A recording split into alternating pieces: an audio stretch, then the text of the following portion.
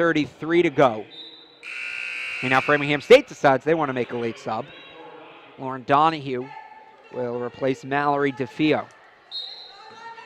And the Beacons just doing a great job. Obviously, this pull away right here, I think it attributes to their three-point shooting and their offensive rebounding. Getting a couple more looks than they should have on a couple three-pointers. Vital to her left. Grossi sets the screen. Vital lost the ball, though, couldn't use it. To the near side to Dixon. Try to get to Grossi, and the post is turned over again. It's going to be another steal from Velazzo up to O'Day. O'Day has it poked out from behind. It's going to stay with the Rams. And a great play. We talked about it, Vital. Obviously, not the biggest scorer for the Beacons, but she does this stuff that isn't going to be on the box score. Right there, a hustle play. Not letting her get an open shot or an easy look at the basket. Coming in and poking it out. Very frustrating to play her against her as an offensive player. The Rams need quick offense. Veloso tried the backdoor cut to Tiffany Harris. Out of bounds off the Beacons. Who would have thought we'd seen 10 lead changes in this game, and here we are in the final minutes. It's a double-digit contest. Yeah, I mean, double-digit contest, and the Beacons have really put it away. I mean, we're talking about Mullerin just dominating on the offense. Been really quiet lately. Mullerin will call that a pass. Harris can't finish it off. Tough day for Harris, too. Obviously, if you're a Rams fan, not the day that you thought she was really going to have on this court. Especially coming off a career game. She did get 9 rebounds, but just 4 points, 2 of 9 from the field with 1:40 to go. Into the post to Grossi. Shot will not count. Foul before the pass. So Grossi coming off a game in which she scored 22 points.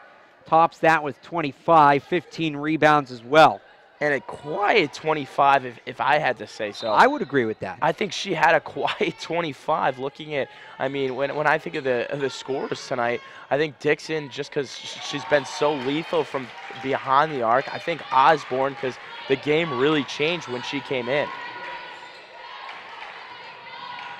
Donahue drives, gets backed into a corner. Mullerin bets she shoots this. She does. No, foul first. Broadcaster jinx. And something that has really helped out Grossi tonight has been Osborne coming on the floor, kind of diverting their attention to her. And I think that's given Grossi a lot of looks outside the arc and inside the paint. And they give Osborne some help by getting this late lead. They didn't have to put her in at the end of the game, so she gets to rest up a little bit. Just want to throw out as Grossi checks out of the game, it's an ovation. That's the last we see of her, 25 points. She sets her career high, which she'd previously set last week. And I believe a career high in rebounds as well. It is. Definitely on the right road if you're a women's basketball fan here at UMass Boston. Definitely shining early. And coming up on a break, they have a couple more games. Obviously, they played Framingham State today. They'll play Rhode Island College and then Clark University and then go on a little bit of a break. Framingham State and Rhode Island at home. So their next game, Rhode Island College, this Saturday. Another great conference game for this women's UMass Boston team. Steve will be on the call for that one. You can check that out right here on beaconsathletics.com. If you want to see a preview, visit the website. And like you mentioned, after that Rhode Island game, they got Clark and then an 18-day break before they take on MIT New Year's Eve. Foul away from the play right there. And down 14 points. You got to stop fouling. I understand it's very frustrating to lose like this when you're in such a close game, but down 14, it's kind of inexcusable to really foul at this point. See the men's team there in the background. They're getting ready for the second half of our doubleheader against Pine Manor College. You can catch that one and same place. Did I hear that right? You're going to be here with me on Saturday? That is true. That is correct. That's why I said we will have the call. I heard that. I didn't know if I think the last time we broadcast together it was a blizzard outside. Well, I mean, it's right now, but yeah. Before this? Before this. Yeah. That was that big blizzard last year in early January, I believe. Yes. Well, it's not like you're calling any baseball games. Hopefully it doesn't snow. See, you said that, On and Saturday. it's supposed to snow Friday night. Really? I think just an inch, but it's supposed to snow overnight Friday night. I'm getting down the table. I'm getting like wide-eyed looks. People are saying, just an inch. It's the kind of thing that melts overnight. Just have the scraper ready by your front door when you walk out of the house. You're gonna need to brush your windshield. I don't know. Then again, who knows? That could change. In the next day. That we know how the forecast changes. Could be 10 to 12. Could be 10 to 12. It could be 60 degrees out. I think I called it here first. 10 to 12 inches Friday night. All right. You familiar with Old Takes Exposed on Twitter? I am not. All right. We'll send them that clip. They basically call people out when they're wrong. Okay. Mullerin misses a 3. For all we know, it could be 65 degrees. I can't go golfing after. It'll be dark, but. Yeah, definitely a great tilt for the women's basketball team Saturday. For the men's, they don't want to go 0-2 in conference. So, and Rhode Island College, another good team in the LEC. Right now, they were projected, the wrong brochure here. They were projected to come in 7th, and right now they're 0-1. So it should be an interesting match. Obviously, 2 0-1 teams, and you don't want to go into the break 0-2. Timeout on the floor. Beacons keep it at a 12-point game, 75-63. So almost hit both my overs. Need one more basket from the Rams. We'll find out if they get it on the other side. You're watching UMass Boston Women's Basketball on BeaconAthletics.com. Division III allows you to give yourself to other things. Having that free time allows me to pursue the things that I want to pursue. Division III athletics affords students the opportunity to, engage in the other interests in their campus and in their lives outside of that sport. It allows you to just be able to do everything you want to do. I wouldn't change it for the world.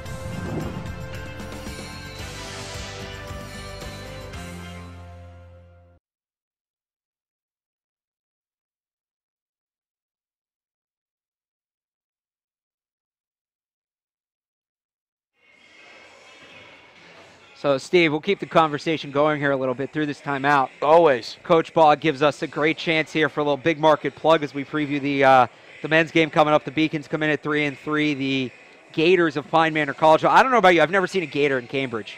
Yeah, no, personally have never seen a Gator in Massachusetts, let alone Cambridge. Definitely an interesting spot for them. They come in at 3-4, one of the rare Division III independents. But that one should be a high-scoring game. You have the Gators coming in at 77 points a game. Beacons a little bit lower, 64, but if they can revert to that form they were in the first 3 games of the year, they can run the floor with just about anybody. Yeah, I wanted to bring it back on your point. Maybe in the Charles River. You never know what's in the Charles River nowadays. True. So there could be a Gator in there. Oh, that's a nice touch pass. No basket, but the foul. It'll send Sarah St. Cyr on the line. And we talked about it before. I mean, you got to stop fouling if you're Framingham State.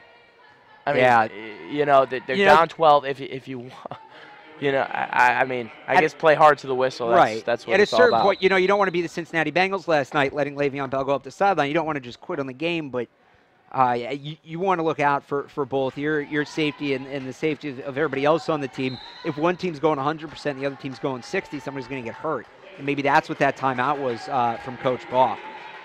What's your favorite college mascot? Now your favorite team, what's the best mascot? There's a right answer to this, by the way. The Beacons. The Fighting Lighthouses. I'm going to take us on this one. I will put them in second. The Fighting Lighthouses. You have obviously never heard of the Scottsdale Community College Fighting Artichokes. Nope, definitely haven't, no. Google it. Their mascot's outstanding. It's a boxing artichoke. It's fantastic. Do you have gear from the squad? I bought a hat, and my friend took it. I got to get another one. Stenberg, if you're listening. 3-pointer from O'Day. Step back, no good. That's out of bounds. It will be Beacons basketball. 22 seconds. The shot clock is off, and they can just hold it. 76-63. What's ahead for the Beacons? We talked about it a little bit, but they will be at home again on Saturday for Little East Tilt against Rhode Island College. Then they're on the road for 2. One against Clark. That's on the 12th. Then they're off for a bit. They'll be at MIT on the 30th before starting conference play in 2018. Beacons just trying to run this out here with 7 seconds left. And as they do, we'll just let you know and congratulate the Beacons for tying a program record 6-game winning streak and the first in the Christina Baugh era. The Beacons improved to 7-1 with the win. They remain undefeated in the Clark Athletic Center. They protect the house once again, 4-0 at home, 7-1 total. Meanwhile, the Rams lose a 2-game winning streak. They fall to 500 at 3-3. It is their first loss on the road. Keep it here with us. We're going to step away real quick. On the other side, head coach Christina Baugh's reactions on beaconsathletics.com. You tell me it gets better in time. You say I pull myself together. It's on us. It's on us. It's on us. It's on us to stop sexual assault. It's on us to act as a family and protect one another. Not hurt one another. It's on us to trust our instincts and be direct. To talk openly and honestly about sexual assault. It's on us. To not be a bystander. If you see something, say something. And to intervene in any way that you can. It's on us. If someone does not or cannot consent to sex, that is rape. Consent is voluntary and mutual. It can be withdrawn at any time. And past consent does not mean current or future consent. There is no consent when there is force, intimidation, or coercion. 1 out of every 16 male college students are raped. And 1 out of every 5 female college students. Which one of us? And which one of us? One thing that we all need to remember is to never blame the victim. It's on us. To stop it at the source. And to spread the word. So take the pledge and get involved. The pledge is a personal commitment to help keep men and women safe from sexual assault. It is a promise not to be a bystander to the problem, but to be a part of the solution. It's on us. It's on us. It's on us.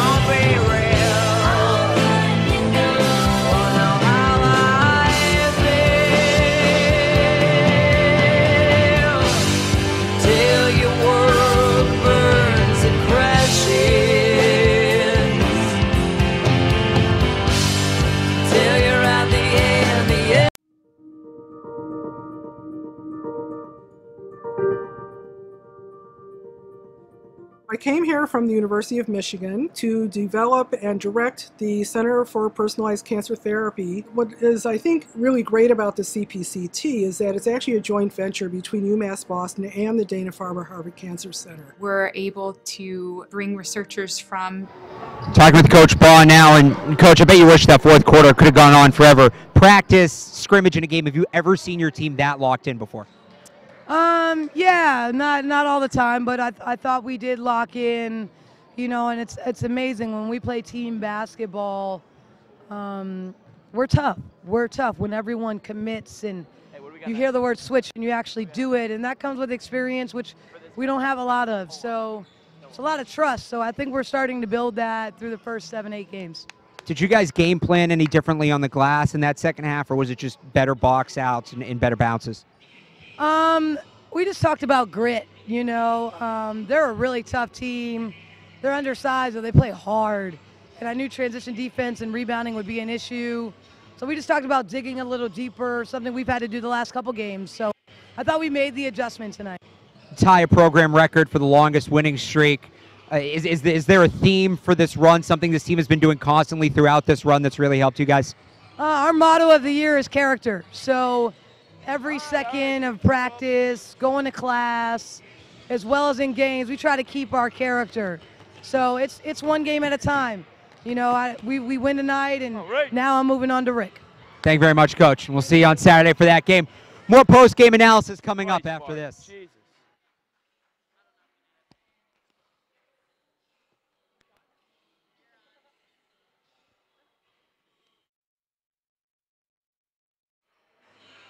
And we are back here in the Clark Athletic Center.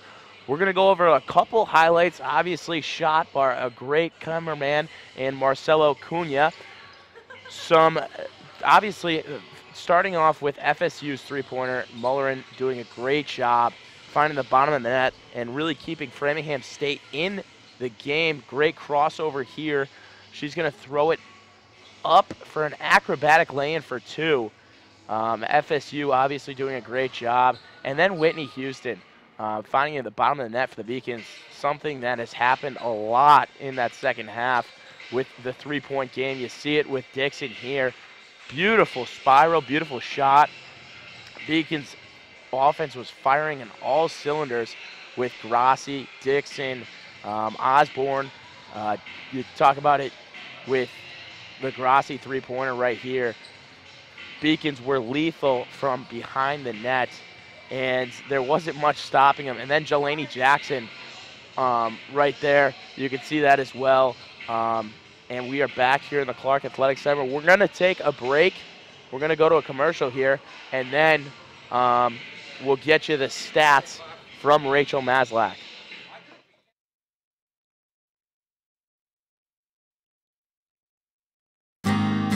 UMass is very public service focused, and it piqued my interest, and I started doing more research on it.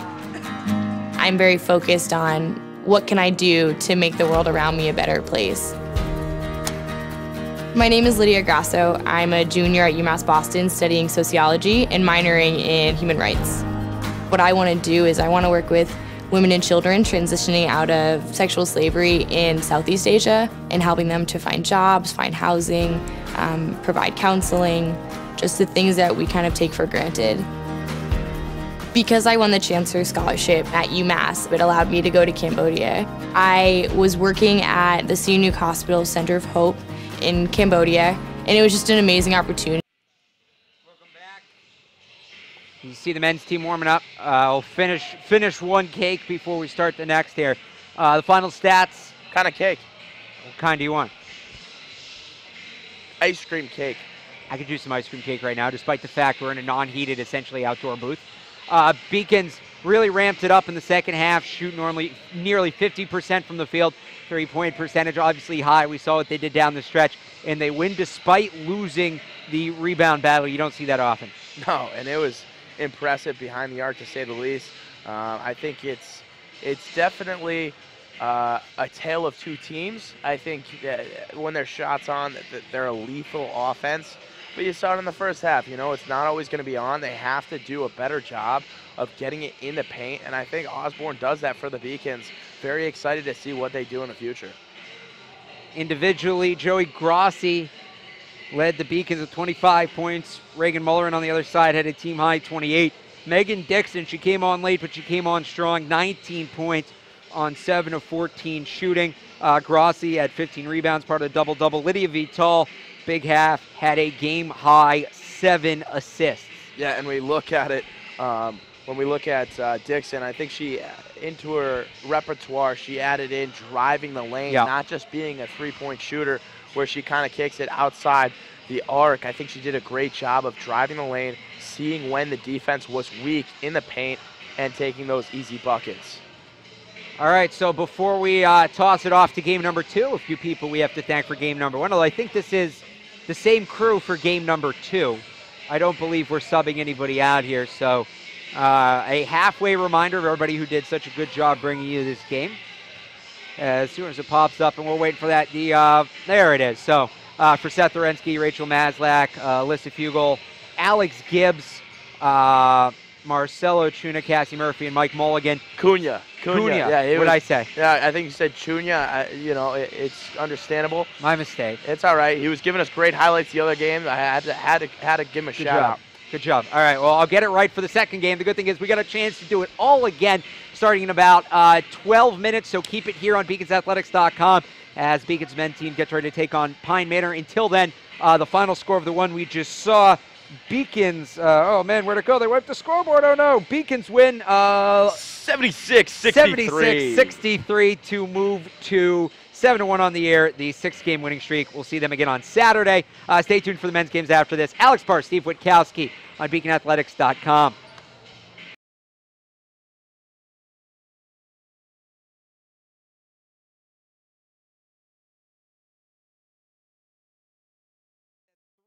3, and on the wrong side of a 3-game skid, welcome in the Gators of Pine Manor College, who come in at 3-4, a team that has struggled on the road at 2-3. Good evening, I'm Alex Barth. Beside me, Steve Witkowski, as we get ready to take you through this one. And Steve, just watching these teams warm up, you can tell this is going to be a track meet.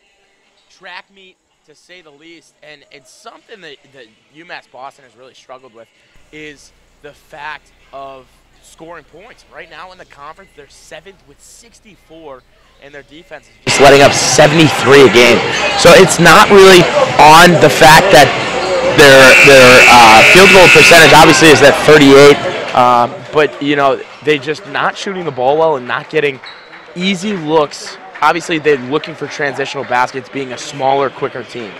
Pine Manor College was an all-women's school until 2014, so obviously not much of a history between these two sides. Pine Manor does lead the series 2-1, including last year an overtime 88-87 win against the Beacons, in which Ty Lee for the Beacons had 24 points and 10 boards, so we'll keep an eye on him again in this one. The stats going each way, Steve, you talked about the scoring a little bit. Pine Manor, this is the one that stands out to me. Pine Manor allows 83 points a game. So, well, the Beacons have had their offensive woes as of late. Like I mentioned, they've lost 3 straight, scoring 45, 60, and 78. They're going to have a chance to jumpstart that offense today. I got 77.7 points per game. Maybe it's wrong on this. But yeah, they do give up a lot of points. This is a program that was really started about 3 years ago. And a little bit about Pine Manor, because I know an individual that actually went there. Taverick Robertson took a year off this year for basketball, and usually he's their top scorer. He had 19 points in the matchup last year. Yeah, so he's not here this year. You know, he took a year off from basketball and school, so it should be interesting. Obviously, you know, the Gators, they give up a ton of points, but they also score 77 points a game. So we talked about it. Track meet, but both teams, their field goal percentage, 40% for the Gators, and for UMass Boston, I mean, it's 38.5. So they both don't shoot the best, but they do take a lot of shots because they move so quick. And there you see the leaders. You see that name Bell a lot. Rashid Bell, a junior from Dorchester. We'll keep an eye on him, 15 points a game. He paces the Gators. The starting coaches for each side, Joe Chapman. We'll start with the Beacons. How about that? Sure, Jason Harrison, his 3rd season at the helm. Rhode Island College graduate, 23-35 in his career, assisted by Adam Blake, Jamie Morrison, and Matt Adams. On the other side, Joe Chapman in his 1st season at the helm of the Pine Manor program, which is in its 3rd year. He is, I have the wrong number down here, so I'm not even going to read it. He's in his 1st season, so he is, whatever their record is, 3-4. I had Coach Harris's record down. That's what happens when you do your game prep at 1 in the morning. He's assisted by Jason Green and Will Norris. Now time for the starting lineups. First off, for Pine Manor, it will be Stephen Collins running the point, Jamel Hammonds, Bradley Blonberg, obviously Rashid Bell is the name to keep an eye on, and Nathan Serrano. And for the Beacons, here they are.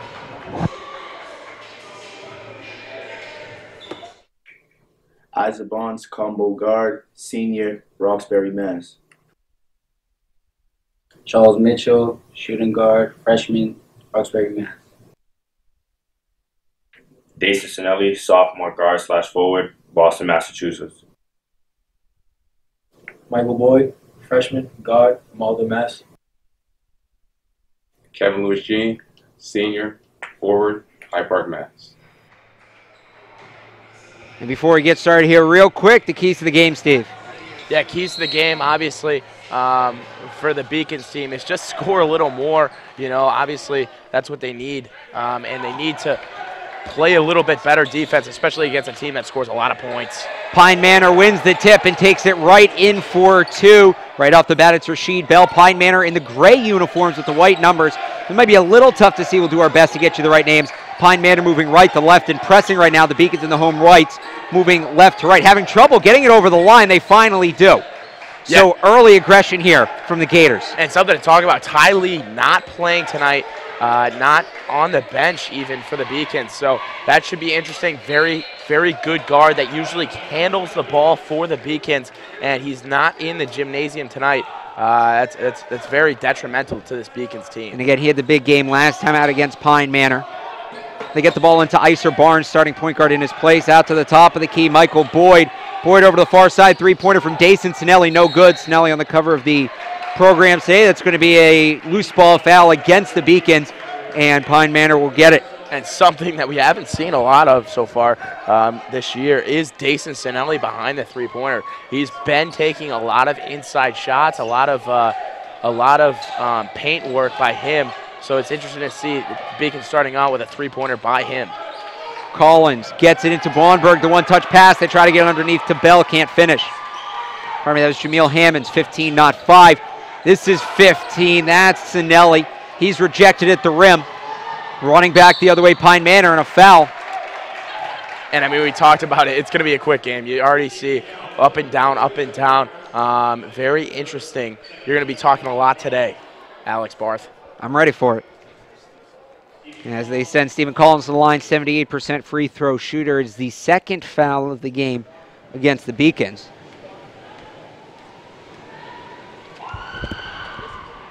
No good, too short. And we've seen Pine Manor pretty much do what they want to do. They have sprinted up and down the floor. Beacons have tried to set up their offense a couple times, and Pine Manor has managed to smother them on that end.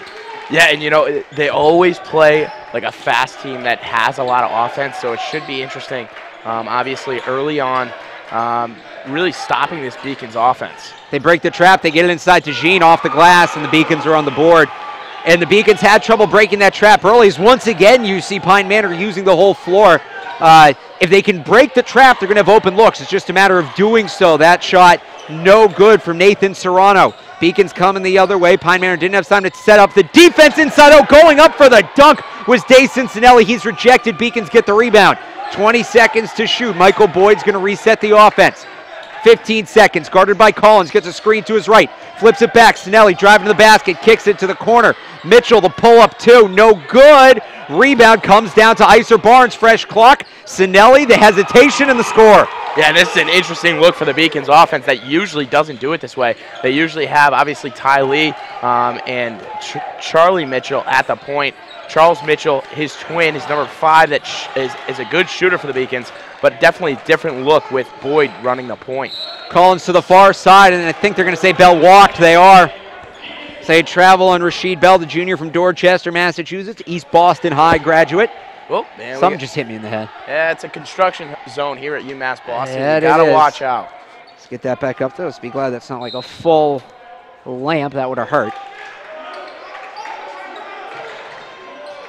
They get it into Boyd. Boyd over to Barnes. They get across half court. Barnes driving to the basket, kicks it to the far side. Charles Mitchell, guarded by Collins, comes up to the top. 15 seconds to shoot. Barnes into the post.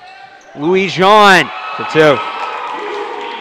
Yeah, Louis Jean's going to be a big player tonight. Obviously, one of the big men for the Beacons. Going to take a lot of pressure off their outside perimeter shooting if he could do this all night in the paint.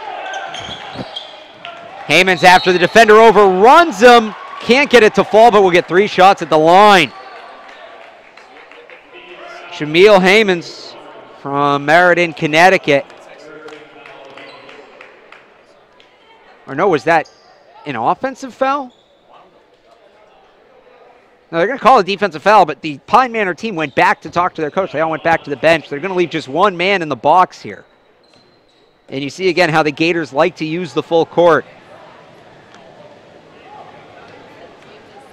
And good intensity, good energy. Obviously, Beacon's trying to break a little bit of a losing streak, and they can do that at their home floor tonight.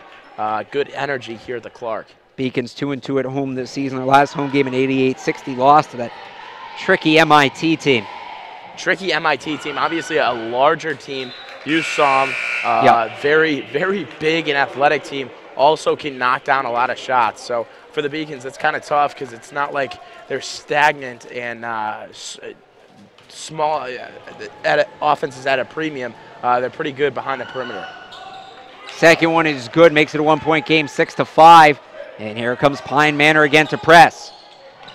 And for tonight, that's tough with the Beacons. Obviously, Ty Lee being out. You can see it here. There's a turnover. A lot of guys that don't usually handle the basketball for UMass Boston. So that's going to be a tough one, especially with Ty Lee out. That was Charlie Mitchell on the turnover. His brother Charles is on the floor as well. They get it into Collins. Collins to Bell. Bell, deep three-pointer, no good. Rebound to the Beacons. Charlie, the crossover midcourt to get by Collins. Up to Boyd. Boyd's going to take a three-pointer, no good. Rebound, Collins running the other way. Has teammates up ahead, overshot him. Looking for Hammonds. And a substitution for both sides. Then we will see plenty of substitutions in this game given this tempo. James Hawkins Jr. checks into the game for the Beacons as they get a little bit of size on the floor. Yeah, and you look at it tonight, Charlie Mitchell, for the fans that haven't watched so far yet, number 4 is more of a point guard, better at ball handles. And then Charles Mitchell, obviously the better shooter, averaging team high 12 points per game for the Beacons. Both freshmen, both Boston locals. Charlie to Charles, the three. No. Offensive rebound, Hawkins. Oh, he had it for a second. It was knocked out by Pine Manor, so the Beacons will keep it. And Boyd more in his realm now as a shooting guard instead of a point guard kind of running the point and handling the ball. Charlie Mitchell will inbound. Gets it to his brother. Into the double team to Hawkins. Oh, he had a man open. He had Boyd wide open for three. Missed him. It's taken away by Pine Manor. And a sloppy Beacons team so far. Couple turnovers. Not doing so well on the offense. Really, just kind of what they have done Saturday is kind of funneling into today. 2 turnovers aside, step back three from Collins is good. He's got 4 points. Pine Manor up 8-6. Lob from Mitchell to Mitchell, gets it by the defense, has a run at the basket, the backdoor pass. Hawkins gliding in and puts it off the glass for 2. He'll get the foul and go to the line. And that's huge for the Beacons to really get in transition. That's what they're about, to really break that press and get an easy look at the basket is huge for UMass. We have a timeout on the floor, 15:56 to go in the first half, tied at 8. Waiting for Hawkins to go to the line. Keep it here on beaconsathletics.com.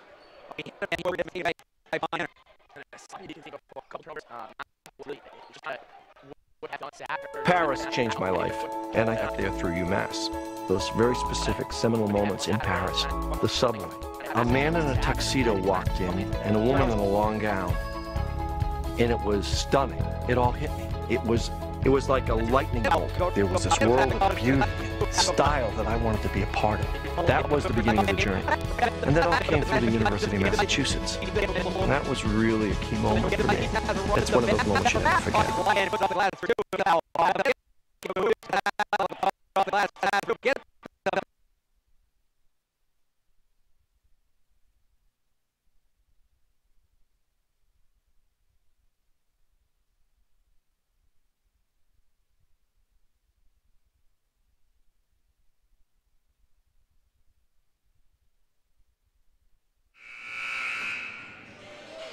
So we will have James Hawkins Jr. at the line. Plays just 8 minutes a game, but they put him into this game early, and it's paid off. He has a couple of rebounds. He had the basket.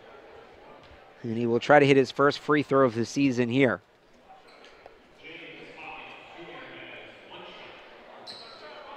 Beacons, knowing Pine Manor wants to run, will put nobody in the block. So if Hawkins doesn't make this, it's Pine Manor ball. A little strong off the back of the rim. And Pine Manor, a college that has really started about 3 years ago with their basketball team. A lot of young, athletic basketball players from obviously the Boston area. Boston, a heavy Connecticut presence as well on this Pine Manor team recruiting locally. Again, they've really just started to build this program. It's only been in existence for what is now the 3rd season as they build up their men's athletics programs. They'll be starting baseball next spring, so not this upcoming spring. They'll start recruiting this spring, and the team will start play, I believe, in 2019. Yeah, correction. A lot in New York. I thought I saw a lot of Mass, a lot of Bronx, New York, a couple Poughkeepsie, New Yorks. So they've really been all over. It used to be that they were very Boston heavy.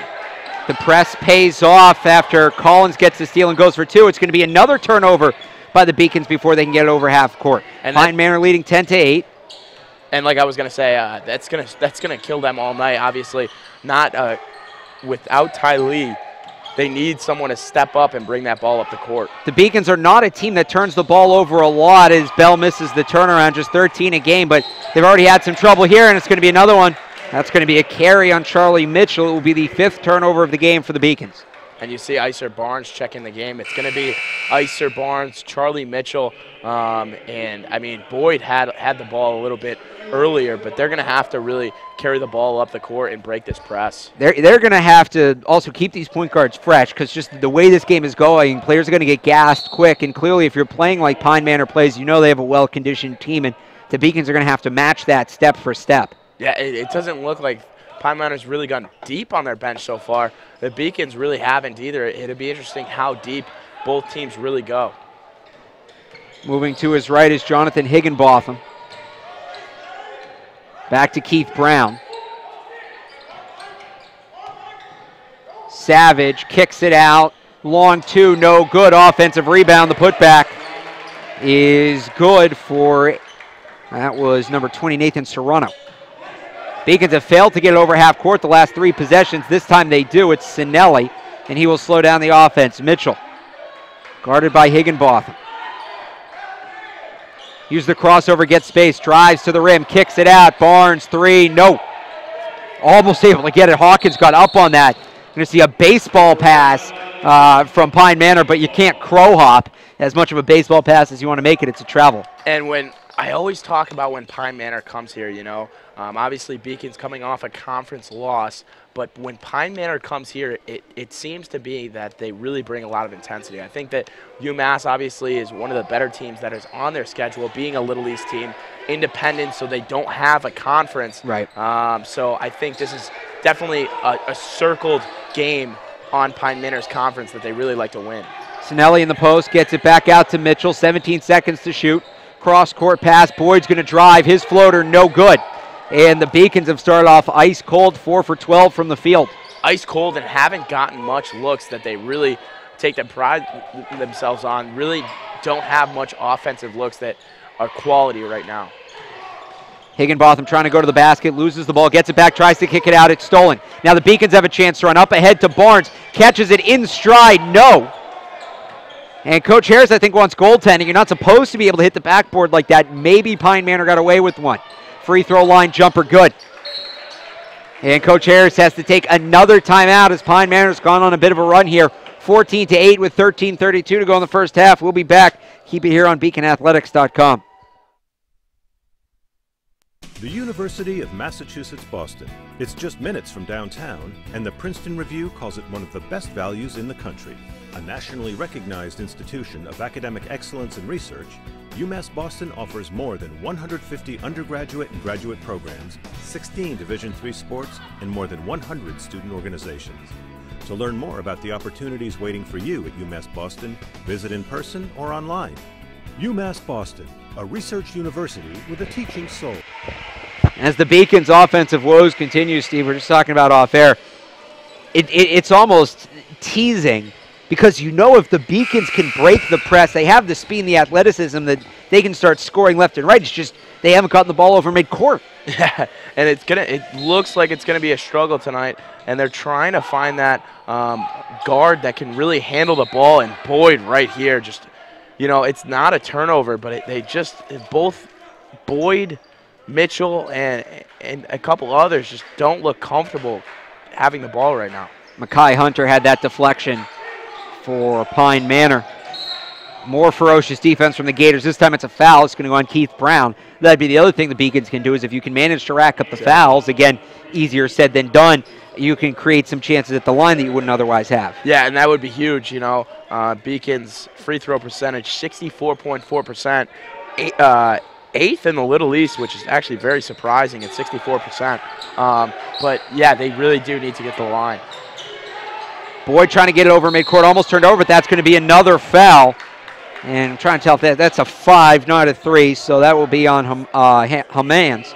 And that would be interesting if they keep pressing like this when giving up these fouls, especially these little guards for UMass Boston, you know, absorbing so much contact. They definitely can get these calls all night. They get it into Boyd. Boyd, the bounce pass to Cinelli, tried to give and go. It gets just past Mitchell. He's able to retain it. Now they have Mitchell open in the post. That's the other Mitchell. He kisses it off the glass for 2. Pine Manor's going to run as Mitchell is on the floor, and the officials are going to make them throw this one back in. And that was a beautiful No, they're going to say he stepped over the line. So it's going to be Beacon's ball, so Pine Manor's speed gets the better of him there. Yeah, definitely. You see that a lot. I remember coming in. They've came in, I think, the last 2 years, and it seems to me that they have a lot of speed, but sometimes they don't know how to contain it. This is Charles Mitchell. His 3 is no good. It's going to be an over the back on Louis Savage. And this is going to put the Beacons right up against that bonus. You're right. A couple more fouls, 2 more fouls for Pine Manor. Yeah, and I mean, that's something that can be in the Beacons' favor, especially this early. You're looking how to drive offense. Here's Boyd to Mitchell. Charlie to Charles. Back to Boyd. Gets the screen. Hesitation step. Taylor doesn't have the shot. Lobs it up. Almost taken away by Collins. Could create an open look for the Beacons. For 3, Michael Boyd knocks it down. And they need Boyd to get hot. He's been an intricate part of their offense. They need him outside the 3-point line, hitting shots like that tonight. Beacons starting to figure things out. 1-point game, 14-13, but you can't do that. Open look. Oh, he missed! Offensive rebound for Pine Manor and a foul after Serrano missed the open look. It's going to be Bradley Bluebang going to the line. So much of the same from UMass Boston as their men's and women's, both starting out in a hack fest, really. And this is going to put both teams on the line for the bonus later in this half. Bluebang from Largo, Maryland, a 60% free throw shooter, hits the first. And yeah, after you miss that layup, Nathan Serrano going to take a seat on the bench and have a long, hard look at what he did. Got bailed out by the offensive rebound, but a bad miss. Boyd up the floor. Oh, that's a bad turnover. Bernard Taylor couldn't handle the pass. 3-on-2, now catching up 3-on-3, driving in the lane, hangs, can't hit. Another offensive rebound for Pine Manor, and once again, Bradley Bluebang finishes. The Beacons are going to quickly turn it the other way. Mitchell! And the foul. It's going to be an and one. I was waiting to see if the player was in the circle or not, but he picks up the foul. He'll go to the line for the 3-point play. That's Charles Mitchell, the leading scorer for the Beacons at 13 points a game. Yeah, and you can kind of see why he's the leading scorer for the Beacons. So good behind 3, but a great take right there to put a couple points on the board for the Beacons. Timeout on the floor. UMass Boston hanging around in this track meet. 17-15. Gators on top. Keep it here on BeaconAthletics.com.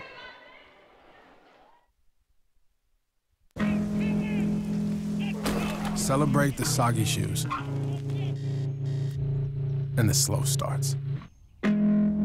Celebrate the lessons learned along the way.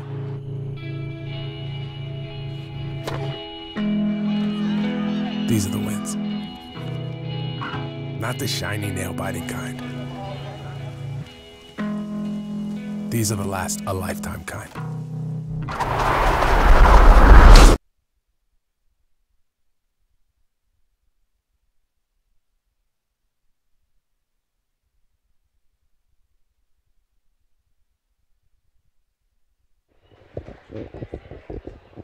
And right there, you get a little view of the Beacons cheerleading kind of going on. They've had that the last couple years, really getting some love this year, and a big group out there amping up this stadium. So I'll just say this, Steve. You're thinking about maybe doing this a little bit after college? You know, what? The phrase "get a view of the cheerleaders" is it? You can phrase that a little better. That is definitely, yeah. You're completely right. Charles, sorry to call you out like that. Charles Mitchell at the line here, yeah, looking to make it a 1-point game. Definitely would have been a little better left unsaid. 17-16, Pine Manor on top. Beacons are now going to apply some pressures. Mitchell is beat down the floor by Hunter. Kicks it to the corner. Collins open, look at a 3. No, hit off the top of the backboard, no call. And it goes out of bounds off the Beacons. Now that is out of bounds if it does hit off the top of the... So it depends. If it hits off the top of the backboard, it's out of bounds. If it hits off the white line, the edge, right, it's a judgment call from the officials. Obviously, they have a better view down there than we do up here. Definitely. Beacons force the turnover. Mitchell flips it off. Oh, and it's blocked on the backside. Jean tried for the up and under. Now Pine Manor running the floor the other way, and that's going to be a foul. And both teams are so athletic. A great block right there by Pine Manor, but both teams are so athletic that I feel like on defense, it's hard to contain both teams, so they're just kind of fouling them. It's going to be Mackay Hunter at the line, 43%. So not a bad guy to put to the line, but he hits his first. James Hawkins is going to check back into the game. 43%, but they are 67% as a team. Obviously, we've seen a lot of free throws so far. And you can't be doing that offensive rebound to the point guard on the free throw. He's going to miss the follow-up. Quite a few times we've seen Pine Manor miss open layups. Beacons looking to run. They kick it to the corner. Mitchell's going to take a look at a three. No good. That ball's loose. Comes up. Oh, and that's a great play by Boyd as the Gators had somebody running wide open down the floor. A little bit of back and forth here. This really has kind of evolved into a street ball game. Yeah. And a travel is called. You won't see that in street ball. It definitely reminds me a little bit of a street ball game. It's always when Pine Manor kind of comes here. A lot of individuals that are pretty talented and athletic, but it doesn't seem like they run many offensive plays. You could say, too, maybe a game of 2K where nobody's taking the 5 seconds to walk the ball up the court. You're sprinting up every time. Charlie Mitchell to his right, kicks it out to the corner. Three-pointer for Boyd. Nobody got hit. And he'll go to the line for three. Chance to give the Beacons the lead here, at the very least tie it up. Yeah, that's huge. Obviously, going to be getting to the line is going to be huge for the Beacons. They have to convert the free throws, especially when they're kind of struggling offensively right now. This is Boyd's first trip to the line of the game. Very good free throw shooter, 83% from the stripe. Reminds me a little bit of a Derek Fisher shot with the lefty. I see that. Pull it to the ear. That one short, but still a chance to tie it here with the third attempt. Derek Fisher on the Lakers. As opposed to the Thunder of the Knicks. Yes. Gotcha. So like real Derek Fisher. Serious Derek Fisher. That one is good. It's going to make it 18-18. I don't know if anybody benefited from another individual's career in the history of the NBA more than Derek Fisher benefited from Kobe's. Yeah. It's a great point. Here's Bell in the corner. They've held him relatively in check. He's going to try to drive the baseline here. Kicks it out through the contact. Boobang realizes he has an open jumper. Takes it and misses. Rebound to Charlie Mitchell. Pine Manor gets back this time, tied at 18 with 10:30 to go. Kicks it to the corner. Cinelli, wide open three. Can't get it to go. Wide open three, and we haven't seen a lot of three-pointers from Cinelli. Obviously, a couple tonight. Hasn't hit one yet. Cold start. He's 1 for 5 to get things started. 0 for 2 from deep. 10:10 to go in the first half. Collins off the screen. Hesitation move, gets space, and they're going to call this a defensive foul. So going to the line for 2. And that's going to be against Hawkins. Going to the line for 2 will be Haymans. And it just throws me off. One of the many things about Pine Manor, I guess, that's throwing me off this game. All 5 players run to the coach after a foul before a free throw. And I keep thinking that the foul call went the other way. They're all getting back on defense. Yeah, you know, it's very interesting. Obviously, an early program, this coach, I feel like, is trying to implement his thoughts and kind of try to coach him up. And of course, they're trying to be coached up at every point in the game. Obviously, a very young team. Only 2 seniors on the roster. The rest, sophomore, freshmen, and a couple juniors. So the Beacons now trail 20-18 after both of those free throws fall. Cinelli working on Serrano. Gets himself some space. Going to pull up from mid-range off the glass. No. Fighting over the rebound, and Rasheed Bell's going to come down with it. Bell backside. Serrano off the glass for 2. Yeah, and Cinelli obviously having a tough game. You got to try to work him inside and try to get a couple easy baskets so his confidence kind of gets up there. Mitchell to Boyd. Inside to Hawkins, going to try to work Serrano in the post. He's able to get the space for the layup, 22-20. Beautiful post move by Hawkins right there. Very nicely done. Hammonds, guarded by Charles Mitchell. Gives it to Collins. Collins to Bell.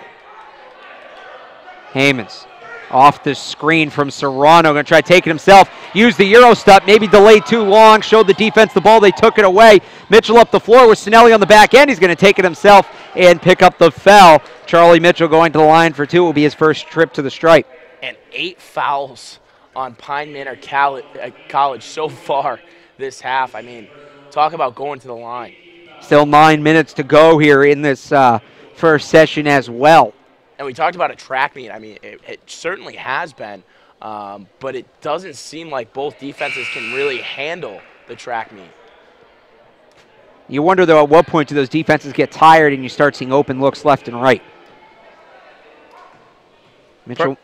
Personally, I know the Beacons team is very conditioned, but obviously only really going to 8 guys right now. It'll be interesting if they kind of widen up that bench and see more looks from different guys. All right, well, there's condition. I'm not saying they're not conditioned, but there's condition, and then there's being in a full sprint for 40 minutes, exactly. Right? This is another level. This is, if they can run for this game, they can run with any team. 22-21, 8:50 to go in the first half. Pass to the near side to Collins. Guarded by Mitchell on the near side wing. Comes to the top of the key. Thought about the shot. Didn't go with it. Bell with the up and under. Wants the turnaround. Doesn't have it. Back to Collins at the top. Collins moved to the near side wing. To Bell in the post. Guarded by Hawkins. Cross-court pass. Guarded by Mitchell. It's blocked. Blocked by Charles Mitchell. Beacons coming up the floor the other way. Cinelli calling for the ball. And as Mitchell was running the fast break, he got hit in the face attempting to get that pass off. It will be a foul on the floor, but the Beacons in the bonus, and Charlie Mitchell will have a chance at the line here after just going 1 for 2. And something, yeah, exactly. You're going 1 for 2. I mean, they have to be better at the free throw line. That's where they're going to get a lot of their offense tonight. Dennis Houghton is going to check into the game for UMass Boston, the freshman from Gardner, Massachusetts. And he replaces James Hawkins. Hawkins doing a great job, obviously down low defensively, but also offensively being aggressive in the paint. A couple of post moves that looked really good. Yeah, not a guy that gets a lot of minutes, but I think we will see him again tonight. They've been able to use him at times to slow the game down, and he seems like he's the only player on the floor either side that can slow the game down at this point. Either side with a good move and being extremely aggressive. Beacons get the lead back 23-22 after Mitchell hits both his free throws. 8:20 to go in the first half. At the elbow, now given off by Bell. That shot nowhere near the rim. Mitchell, bounce pass to Mitchell. Driving the baseline, hangs, almost. That would have been nice offensive rebound. Cinelli puts it up and in the foul. Dasan Cinelli finally gets on the board. It had been a while. It's just his second make in 7 attempts, but he'll get a chance at the line here to make it a 3-point play. And that's what you want to see as a Beacons fan. Cinelli being aggressive, being extremely, can take hits in the paint and get to the line. Serrano's going to check out of the game here for Pine Manor. Keyshawn Saunders comes in. And now these teams are starting to go a little deeper on their bench as we hit essentially the second quarter of this game. Cinelli's first shot is good, first and only. Second time I've done that tonight. Yeah. Still early in the season, still getting my game going. Kudos to you. Collins drops it into the post. Bell trying to go for the up and under. He may have passed that ball to himself. They said it was tipped by the defense. He'll pick up the offensive rebound and put it in. Cinelli, great pump fake right there to really throw off the defense and the full court press. Mitchell over half court and turns it right over, gives it right to Rasheed Bell. Bell flicks it forward. The layup around and out, tapped back up. Ball loose on the floor. It's another offensive rebound for Pine Manor, their 7th. Into the post to Bell. Guarded by Houghton. Back it comes out to Collins. Going to reset here with 20 seconds on the shot clock. Bell guarded by Cinelli. Goes into the left foot pivot, now dribbles. Turns around, puts up the jumper. It's short. Soaring up to knock the ball away was Boyd. And then Mitchell comes down with the rebound. Pine Manor has the press on. Sword ahead to Cinelli. Cinelli to Boyd. They got Mitchell wide open in the corner. They find him, takes the three. No. Off the left side of the rim. And he's going to get more wide open looks, especially when they keep breaking this press. All right, the Beacons get that look again. They just have to be able to hit it. Saunders in the post gives it off. Out to Savage. Now Collins. 13 to shoot here for the Gators. Collins off the screen, driving with the left hand, kicks the corner, he stepped out of bounds, and there's the whistle. Lewis Savage lost track of where he was on the floor. It will be Beacon's ball, up 26-24 with 6:31 to go on the other side of this break. Keep it here on beaconathletics.com.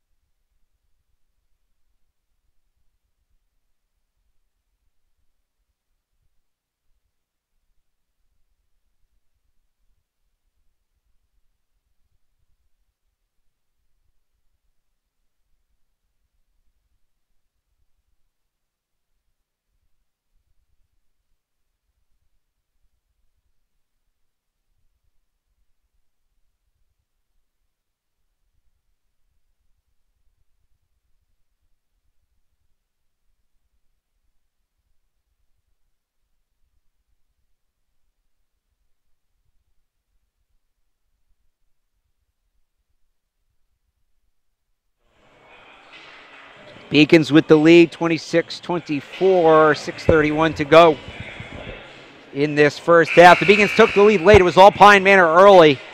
The Beacons' advantage relatively new. And Steve, what have they changed? I think they're doing a great job of obviously not turning the ball over and starting to hit more free throws. I mean, it sounds simple and easy, but for the Beacons, it's not with a 65% free throw percentage, and that's going to come up big tonight, especially because I think Pine Manor's a little undisciplined on their defense, and it's really shown so far today. Beacons are 7 of 10 from the stripe. Pine Manor 7 of 11. I wouldn't say undisciplined, a little too aggressive. Boyd knocks down the three with a hand in his face. Beacons their largest lead of the night, 29-24. Collins to the far side corner. And an and one now for Pine Manor. There's Lewis Savage.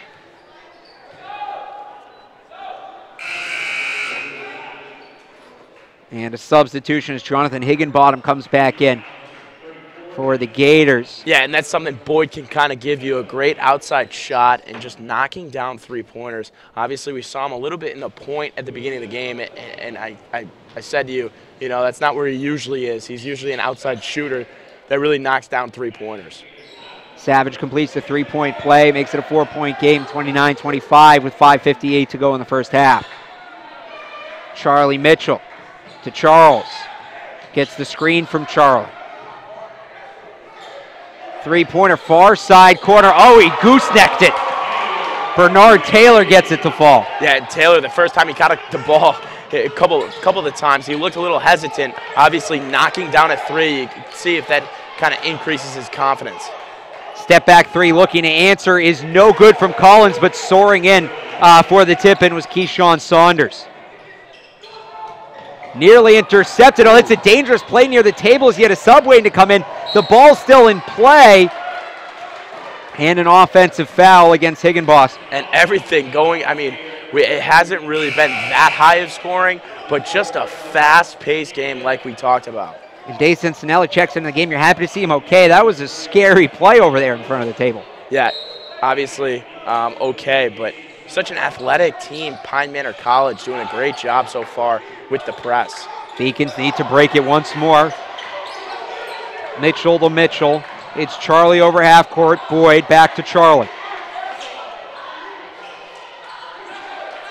Couple jab steps at Avion Woods. Oh, they give him the lane, and he's going to go to the line again. Charlie Mitchell going for his 5th and 6th free throws of the night. That's by far more than anybody else in this game. Yeah, and it won't be his last. The way he plays and the way he kind of attacks the basket, I think Pine Manor's having a tough time, first of all, because he's so small that sometimes they're just missing the ball and getting his hand. A lot of fouls, already double-digit fouls for Pine Manor. but they've been spread out. Nobody really in foul trouble. They have 3 players with 2 fouls, a couple with 1, but nobody in any danger of coming out of this game yet. Yeah, and Eric Lloyd checking in right now, 55, a freshman at 6'6". It'll be interesting how the Beacons kind of handle this, obviously with a smaller team on the floor. He hasn't played much, and obviously it's tough for a guy that size to play this style. He averages just 1.3 minutes a game, but we'll see if maybe Pine Manor slows it down. They have Cinelli on him right now, and you can just see the mismatch as they try to drop it into Lloyd. Cinelli's going to get called for the foul. You see him shrug. What else do you want me to do? Cinelli at 6'1", 165. Eric Lloyd at 6'6", and Pine Manor doesn't list weights, but I'm going to say it's more than 165 as Lloyd's going to go to the line here with the Beacons in the bonus as well. Yeah, I mean, that's a great move by Pine Manor, kind of throwing him in there. Obviously, definitely a huge mismatch. It'd be interesting how obviously didn't hit the free throw there. And you talk about in football the change of pace back, the bigger back you use to slow down the game, make it more physical. Maybe the change of pace center for Pine Manor. Cinelli off the Euro step, can't get it to go, try to get his own rebound, was able to tip it, but coming down with it is Serrano. Beacons with a little bit of a press, they'll meet him in half court, and now Mitchell backs off. Collins near side to Hammonds, and it's knocked away from Lloyd, who is not happy on the placement of that pass.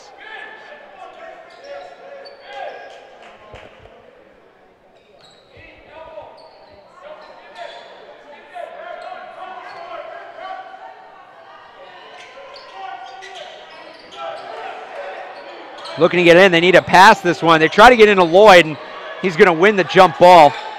And he wasn't ready for that one. He hit him in the face. It's turned over. Mitchell trying to go coast to coast. Oh, he's blocked from behind. It's clean. Mitchell down behind the play after the block from Serrano. Pine Manor on the other side. No, Serrano's going to finish. And both teams right now are calling for play to be stopped as Mitchell is down. Charlie Mitchell, and he is in a lot of pain. And will they take care of him? This does not look good. We will step away. 4:05 to go in the first half. Beacons lead 34-31. Something I discovered in myself is that if I have a goal, then I can accomplish it. It's a well-rounded experience. At a Division III school, you're primarily a student athlete, so the school is really shaped around you developing yourself as a complete individual. It helps a lot that you have a family with your team that can guide you.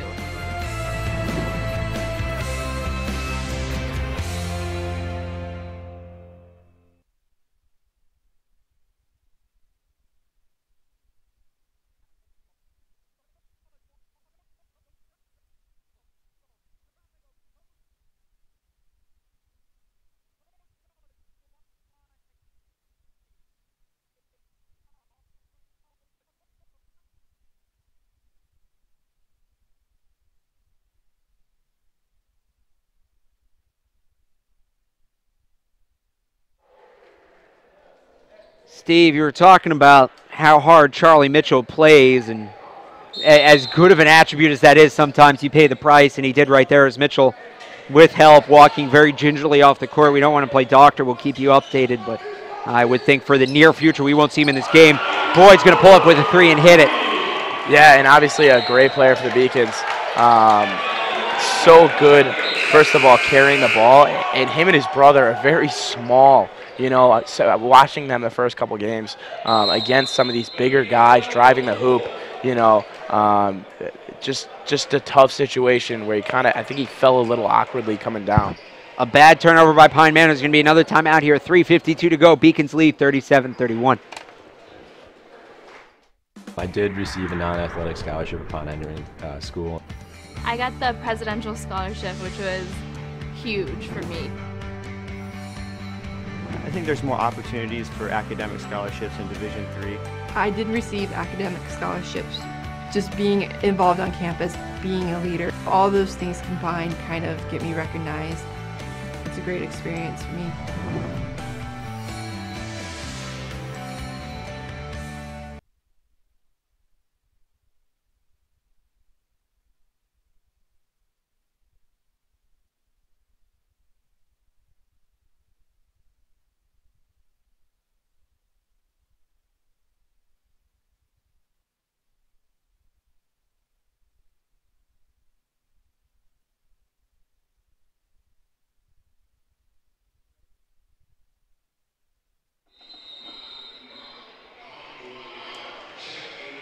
Welcome back to the latter stage of the first half. 3:52 to go. Beacons lead 37-31.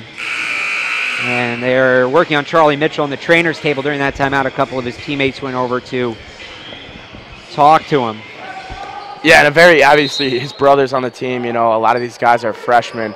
Very tight-knit group, and tough to see one of their own kind of go down. We have a foul away from the ball.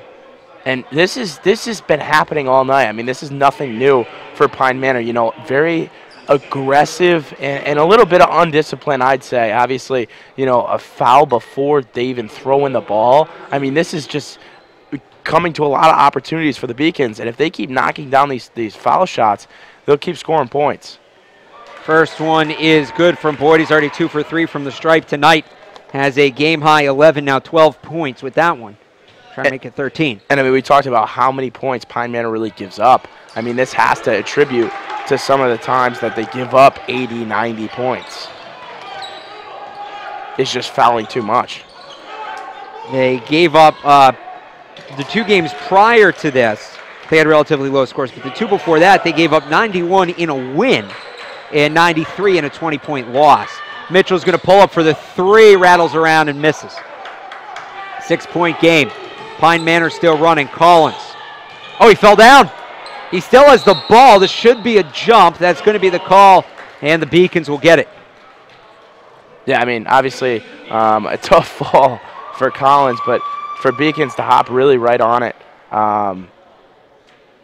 A great move. You know, Coach Harris expects nothing else than kind of jumping on the foul. I called the broom guy out who'd been on his phone. So I think Pine Manor are a little annoyed that he may have missed something that could have prevented Collins from falling down. We can get to that text message later. Well, you know, sometimes with the student workers, they're not as hardworking as we are up here. Aren't you a student worker? I am. Isn't everybody but me up here a student worker? Yeah, I said up here. You know, we're a little bit different up here. Fair enough. I've seen you down there, though. Yeah, I've been in this situation that I've been on my phone. Don't worry. Tinder can be a hard thing to resist sometimes. Charles Mitchell brings the ball up the floor with 3:18 to go in the half, guarded by Collins. Collins going to step at him, gets a pick to his right. Mitchell gives it off to Barnes. Barnes, 1 dribble to his left to Taylor. Going to take the 3. No. A little too much on that one. He's made 1, missed 2. Bell the other way. Going to look to do it all himself. Hangs, can't get it to go, gets his own rebound. Wants to put it back up off balance. No, in the rebound for Charles Mitchell. Mitchell pushing the floor, kicks it out. Barnes thought about the 3 and hesitated too much. It's going to be a travel. And right now it looks like the Beacons are just hesitating and kind of just shooting the 3. That's about it, you know. And settling with just 3-pointers, especially with Charlie Mitchell out, their point guard that kind of usually runs the point. I will say this. I think you can see it in the background there a little bit. That individual in white jogging in front of the far side bleachers is Charlie Mitchell. So as bad as that looked, and the reaction from the Pine Manor bench was not good, it looks like Mitchell's going to try to come back in this game. They have him now sprinting up and down that empty part of the gym. Yeah, and obviously, as a young kid, you know, you never want to come out of the game, and you always want to be in the game. And that's for the trainer to kind of see if he's ready to go back in or not. He'd been crucial to them breaking the Pine Manor press, so it would be a huge boost if they could get him back. Nobody's scored in quite a bit since he went down. 39-33, 2:25 to go in the first half. Cinelli thought about the 3, drives the lane, hangs and hits. Boy, he took off from about the first marker on the box and glided all the way to the rim. Impressive hops from Dasan Cinelli. Very impressive. You know, you've seen him throw down a couple times this year. Definitely nothing short of kid can definitely jump out of the gym. Serrano over Hawkins, gets it to go. Mitchell trying to come the other way. He's fouled. And it will be 2 more free throws for the Beacons. And as lopsided as it seems with the fouls going into these attempts, the Beacons have attempted 14 free throws. They've made 11. The Gators have attempted 14 free throws. They've made 8. Yeah, and we talked about it. The Beacons are up 6 right now. Obviously 3 points better on the free throw line. 41-35 Beacons. Exactly 2 minutes to go as Hawkins comes down into the block. They put him back in. averages 8 minutes a game. He's probably already hit that. He almost had that rebound, instead just punched it out towards the table. Yeah, sometimes, you know, when I used to play 8th grade basketball, sometimes you think someone's out there and you punch it out and there's no one there and then you just look foolish. Court awareness, man. Court awareness, been there, done that. Collins gets it down into the block. Oh, dribbled off a foot. Mitchell falls on it. No jump ball yet. And a timeout for the Beacons. That's a great timeout by Jason Harris. Yeah, and it looked like Mitchell tried calling the timeout himself, but obviously Jason Harris got to it first. That would have been a jump ball a second later as Collins fell on it. 1:49 to go in the first half. Beacons lead 41-35. Keep it here. You're listening to Alex Barth and Steve Witkowski on BeaconAthletics.com. Cheer for the stumbles. The he shoulda had that's. And the tears that linger. For in those moments, greatness lies. There, you will find the provoked, the determined, the unified. It's in those moments that champions are born.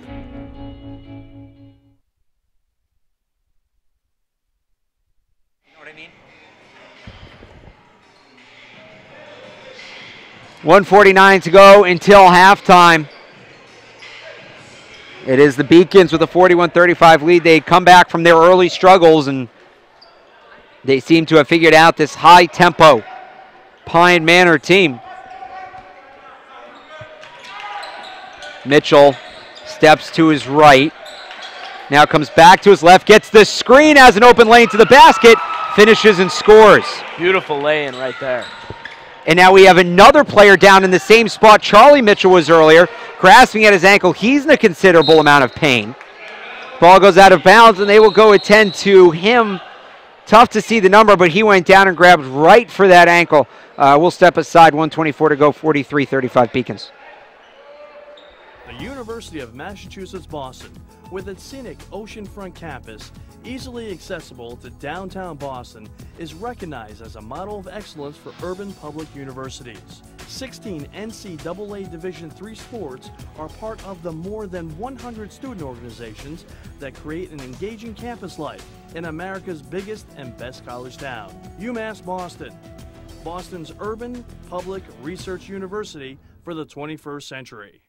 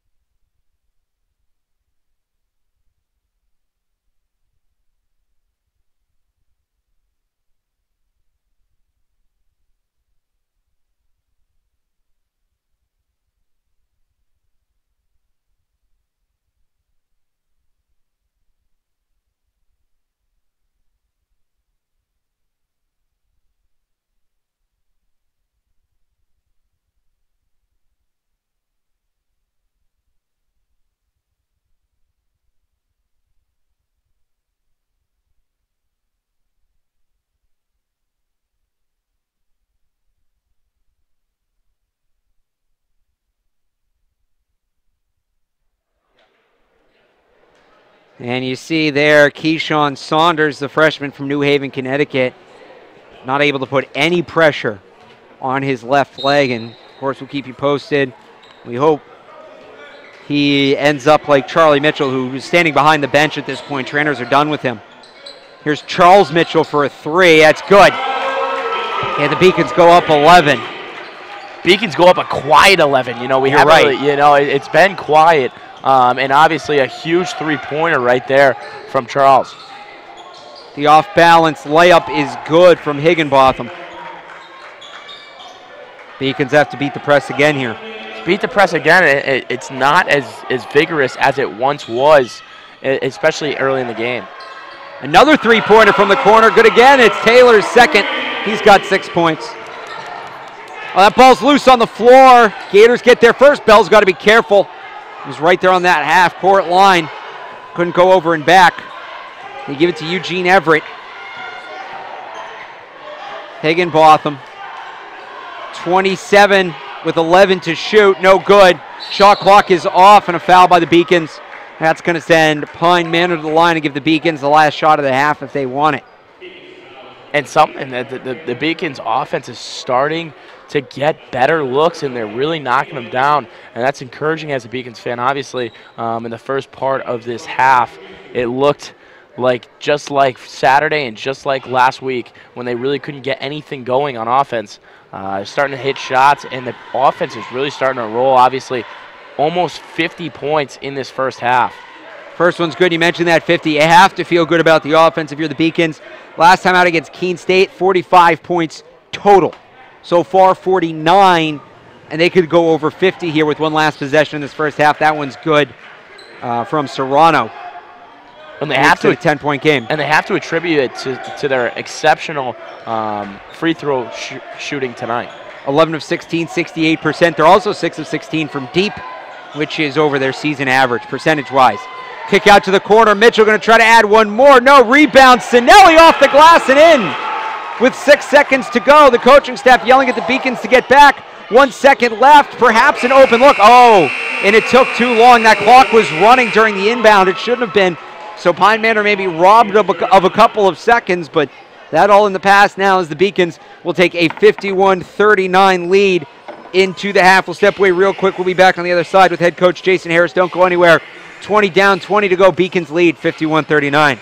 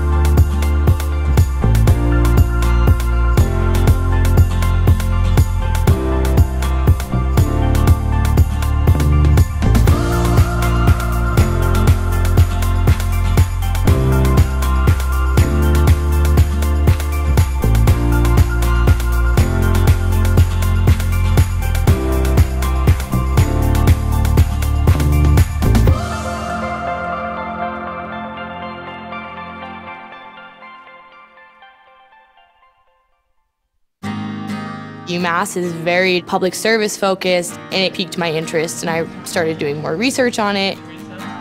I'm very focused on what can I do to make the world around me a better place.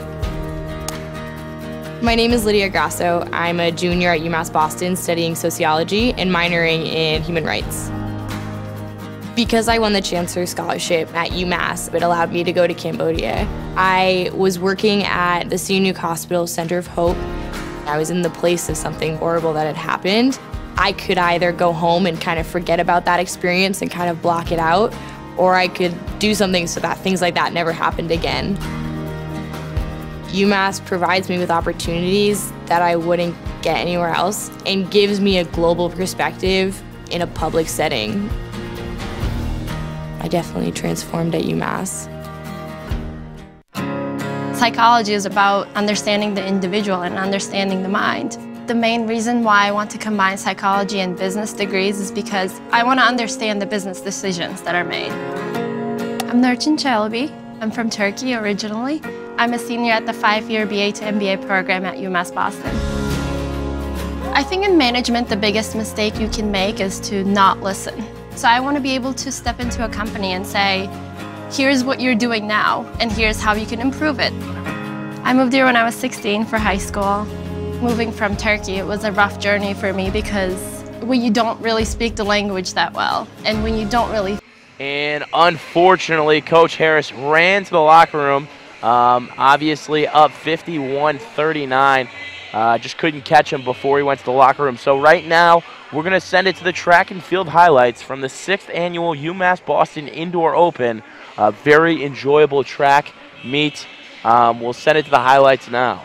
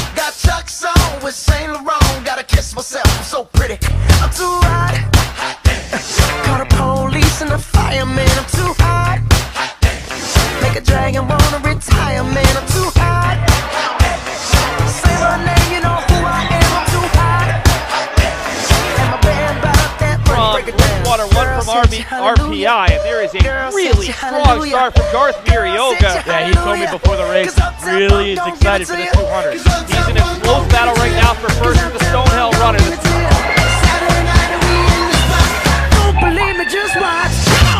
it's a clean start across the board. Lexi Enid really started out in lane 5, catching up to what's the runner in lane 6. Jonathan is sprinting her way past Lazar. Madeline Jonathan is an absolute bullet at this point. She's into second. Madeline Jonathan is in first. Look at Jonathan go. Defending national champion in the 200-meter outdoors. Madeline Jonathan is trying to break 25. Jonathan in it 25 seconds exactly. Fill my cup, put some nigga in it. Take a sip, sign the check. Julio, get the stretch. Right to Harlem, Hollywood, Jackson, Mississippi. If we show up, we gon' show out. Smoother than a fresh drop skipping. I'm too hot. Call the police and the fireman. I'm too hot. Make a dragon bone of retirement. I'm too hot. State runner, really good. Opening 223 seconds. Jonathan riding down the stretch. 115, 116, a new meet record, 117. Hallelujah. 'Cause Uptown Funk gon' give it to you. 'Cause Uptown Funk gon' give it to you. 'Cause Uptown Funk gon' give it to you. Saturday night and we in the spot. Don't believe me, just watch. Burns is currently sitting in third. It's Bentley first for the first 200 meters. Stonehill 2 and Olivia Burns looking very calm in third overall. Lexi Bean into third. It's going to be Stonehill 1, Bentley 2. UMass Boston just ahead of Bridgewater State and RPI. Here goes Jonathan. Already has won the 200 and 500. Running in her preferred 400. And Jonathan is going to take the lead. UMass Boston into first place. The pressure will be on Ashley Hernandez as Jonathan tries to give Hernandez a large lead. Hernandez down into the final stretch. Stonehill just behind. Ashley Hernandez grimacing, and she'll cross the line in first. Stonehill second. Uptown funk you up. Uptown funk you up.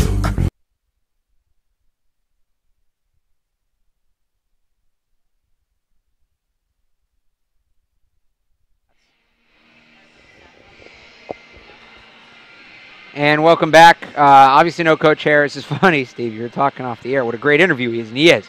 He actually converses with you. It's not a drive back and forth, but I've seen coaches run back to the locker room down double digits. I've never seen a coach back to the locker room so quick up double digits. Yeah, you know, sometimes he's one of those coaches that gets the stats and goes, and if you're not there, you know, he'll keep walking.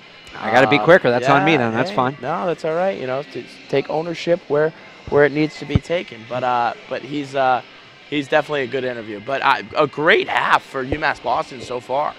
Yeah, the one number that stands out to me, though, is the rebounding differential. And to be minus 11 on the glass and have a double-digit lead, it really reflects the way the Beacon turned around from at the beginning of the game when they were really struggling. They were struggling to keep their head above water to where they are now.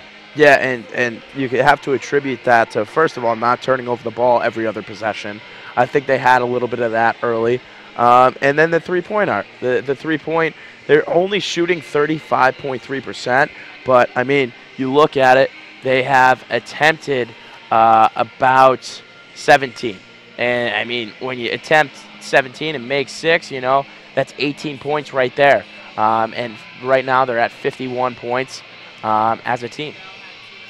Take a look back at some of those three-pointers. We take a look at the highlights of the first half. We will start with Pine Manor College getting on the board early, and it looked early like it was Pine Manor's night offensively. You see that three-point percentage number, 17%. Very surprised to see that low given the way they started.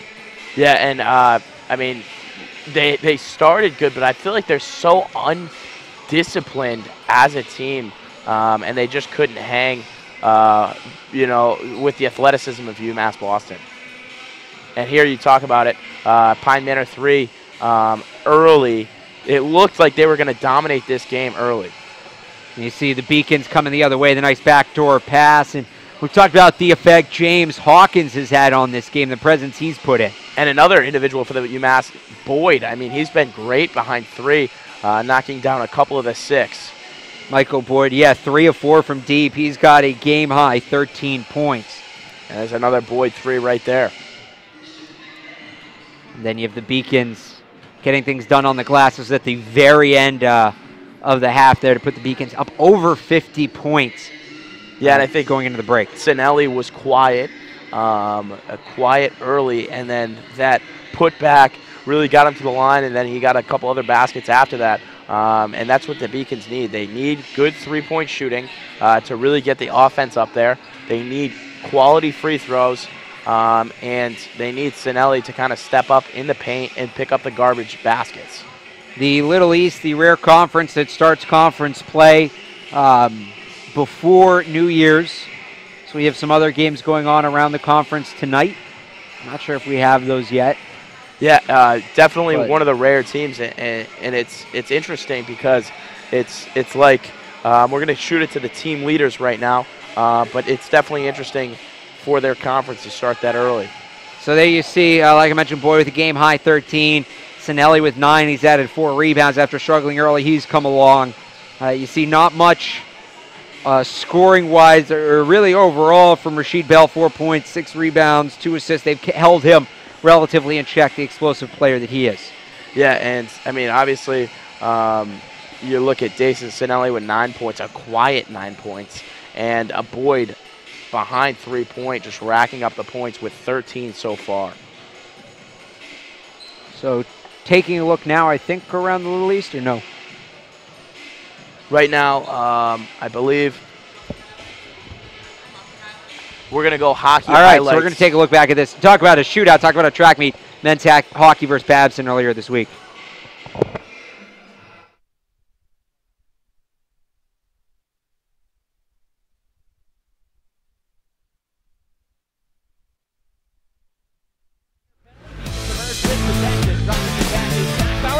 Off the post and they score! And it's the man we were talking about who's offensive. Thought it would be easy, but it ain't for me. Trying to do it all by himself. Go back in it. On a one-way street. Another chance to throw, they score! You would have slipped my mind. Goal by Ryan Gouveia. Sent from above is a killing kind. His first line out taking it to the Beavers on a shot, they score! Nolan Redler on the doorstep. Might have gotten the deflection. Nonetheless, a blast from Mono. The Kennesaw Dorset. Oh, and then coming right back and strong. Goes to the turnover, they score! What a stop by Larkin. On even better play defensively from the freshman Zach Ross in 3-1. Come back and turn it on. Inside nicely. There's a chance for Dorothy. Score! Zach Ross from Nolan Redler. The Beacons have extended the lead to 4-1. And into the near side, Babson in possession. Far-side and score. With only 4 players in the offensive zone. So Babson can't erase all the things I've seen. Even if I try, 'cause Lord knows I've tried.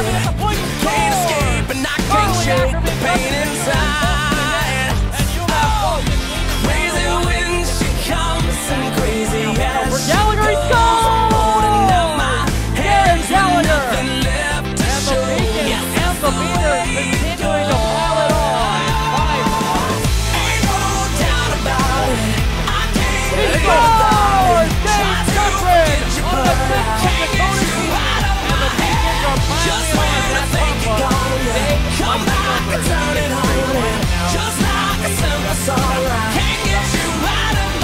Something scores just like that. A power play goal scored by number 24, Matthew Morrow.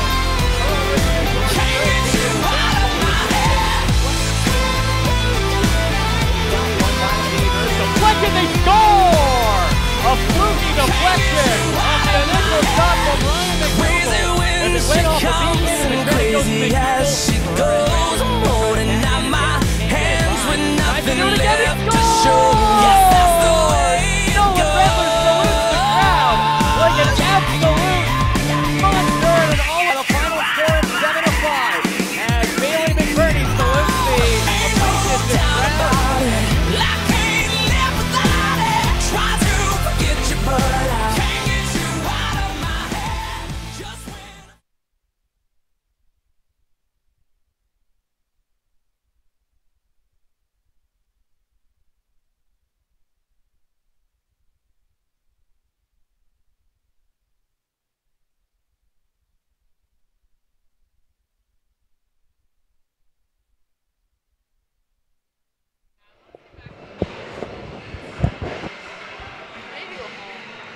All right, at the half, Beacons 51-39, getting ready for half number 2 here, Steve. Before we get underway, what should the Beacons keep doing? What do they need to change going into the second half? Yeah, I think they have to, obviously keep shooting at the level they're shooting. That's going to be tough.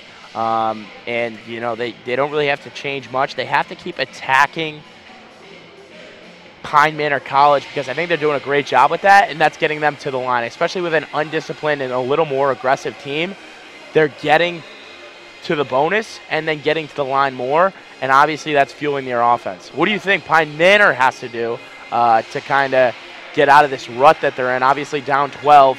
What do they have to do to get back in this game? Don't get into foul trouble early. That's what did them away in that first half. They had all the momentum. They were running the floor. They were playing their game. And then they started sending UMass Boston to the line with ticky-tack fouls.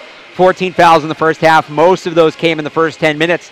They can't get in the bonus, with anything more than 6 minutes to go in this half. So with pointing that out, do you think they go into a full court press early, or you think they try to lay low? They can still press. They just have to be careful about it. They have to be responsible about it. The question is whether they can do that or not. They being Pine Manor, will start out moving left to right across your screen as Bell takes a three and misses. They're in their gray uniforms. The Beacons are in the white, moving right to left.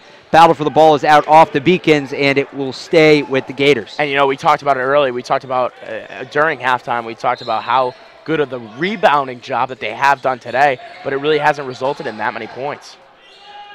Fallback is good from Serrano. That's another thing they got to do. They got to give Nathan Serrano the ball more. He's been outstanding in this game. 12 points, 5 rebounds, 4 for 7, now 5 of 8 from the field. He's been one of their most effective offensive players, but they haven't gone to him much. They keep trying to establish Rasheed Bell, and it's just not his night. Boyd on the hesitation, gets it over to Cinelli. Oh, the up and under, no good. It was a nice move just to get the shot off. Gets his own rebound going up against Serrano, and too much off the glass. And the rebound to Bell. He's going to push the floor here, 45 seconds in. One-on-one with Cinelli. Oh, his pocket's picked. Pocket's picked. As coming the other way is Charles Mitchell. He'll pull up and flip it over his shoulder back to Michael Boyd. Boyd off the screen. Cinelli had an open look at a three, hesitated. The defense closed, tried to get the shot up. He's blocked, and it's going to be Gators ball. And someone that we haven't really seen, we saw him at the beginning of the game, Gene Lewis, obviously on the floor for the Beacons. He seemed to be in there at the times that they didn't really do so good offensively, so it's interesting to see him out there. No sign of Charlie Mitchell on the bench. I do see Keyshawn Saunders for Pine Manor. Unfortunately, he's on crutches with his left ankle heavily wrapped, so one would expect we've seen the last of him. Taken away. This is Charles Mitchell, 3-on-2 up the floor. Oh, he didn't realize the defender was behind him, wanted to take the three, pulled it down at the last minute. It's taken away by Serrano and then taken back by Louis Jean. Yeah, great job there by Pine Manor College, sneaking behind him and not creating a foul. It looked like he got all ball right there. Going to his left is Boyd. Now off to Cinelli. Cinelli turns himself around. Oh, nice pocket pass on the backdoor cut. Iser Barnes for 2. And that's something Iser Barnes did a great job last year, and the Beacons are really trying to get him back to cut more and have easy twos. obviously sparking the defense, the offense early for the Beacons. Beacons by 12, 53-41. Calling the play. Room on the baseline and the foul as Bang was trying to drive. That is the first foul of the half. Bang will go to the line for the 4th and 5th times. He's 1 for 3.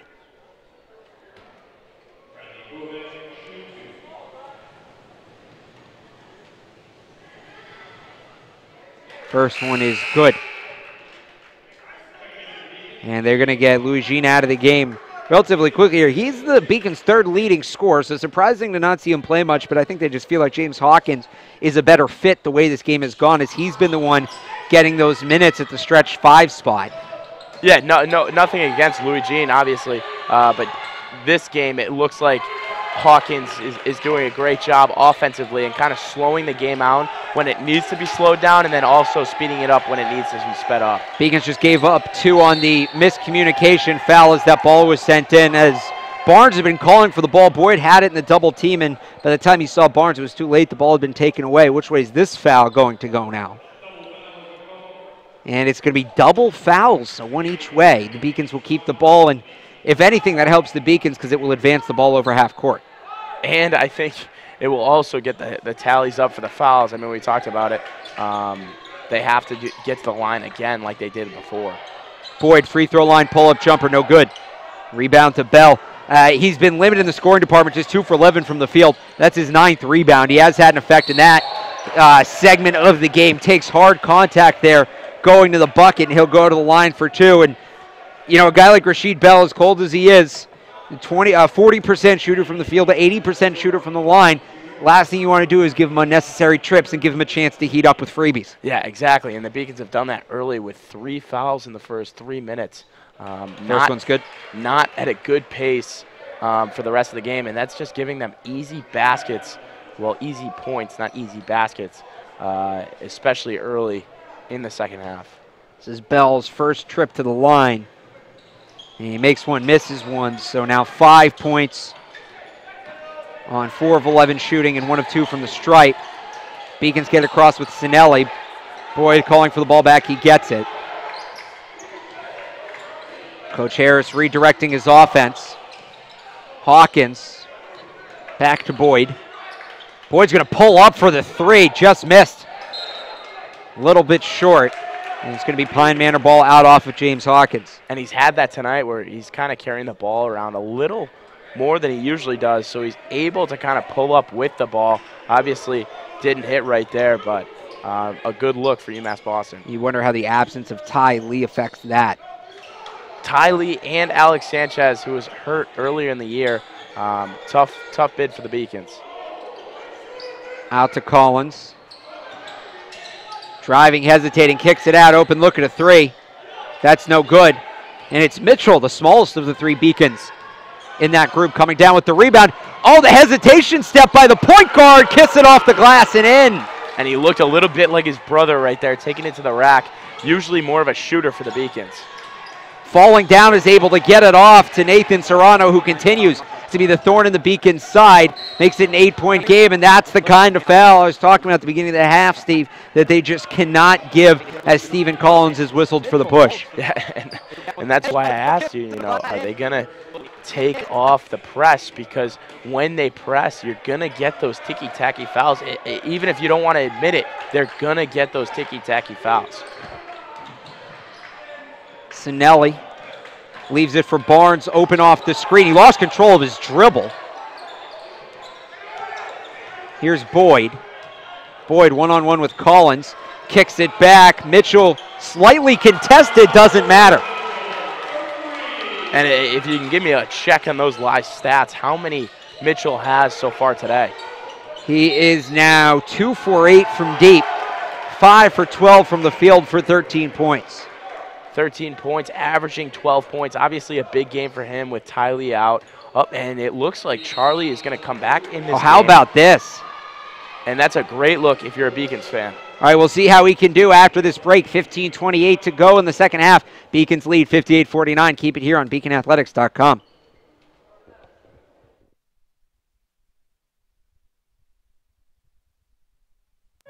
Paris changed my life, and I got there through UMass. Those very specific seminal moments in Paris, the subway. A man in a tuxedo walked in, and a woman in a long gown. And it was stunning. It all hit me. It was like a lightning bolt. There was this world of beauty and style that I wanted to be a part of. That was the beginning of the journey. And that all came through the University of Massachusetts. And that was really a key moment for me. That's one of those moments you never forget.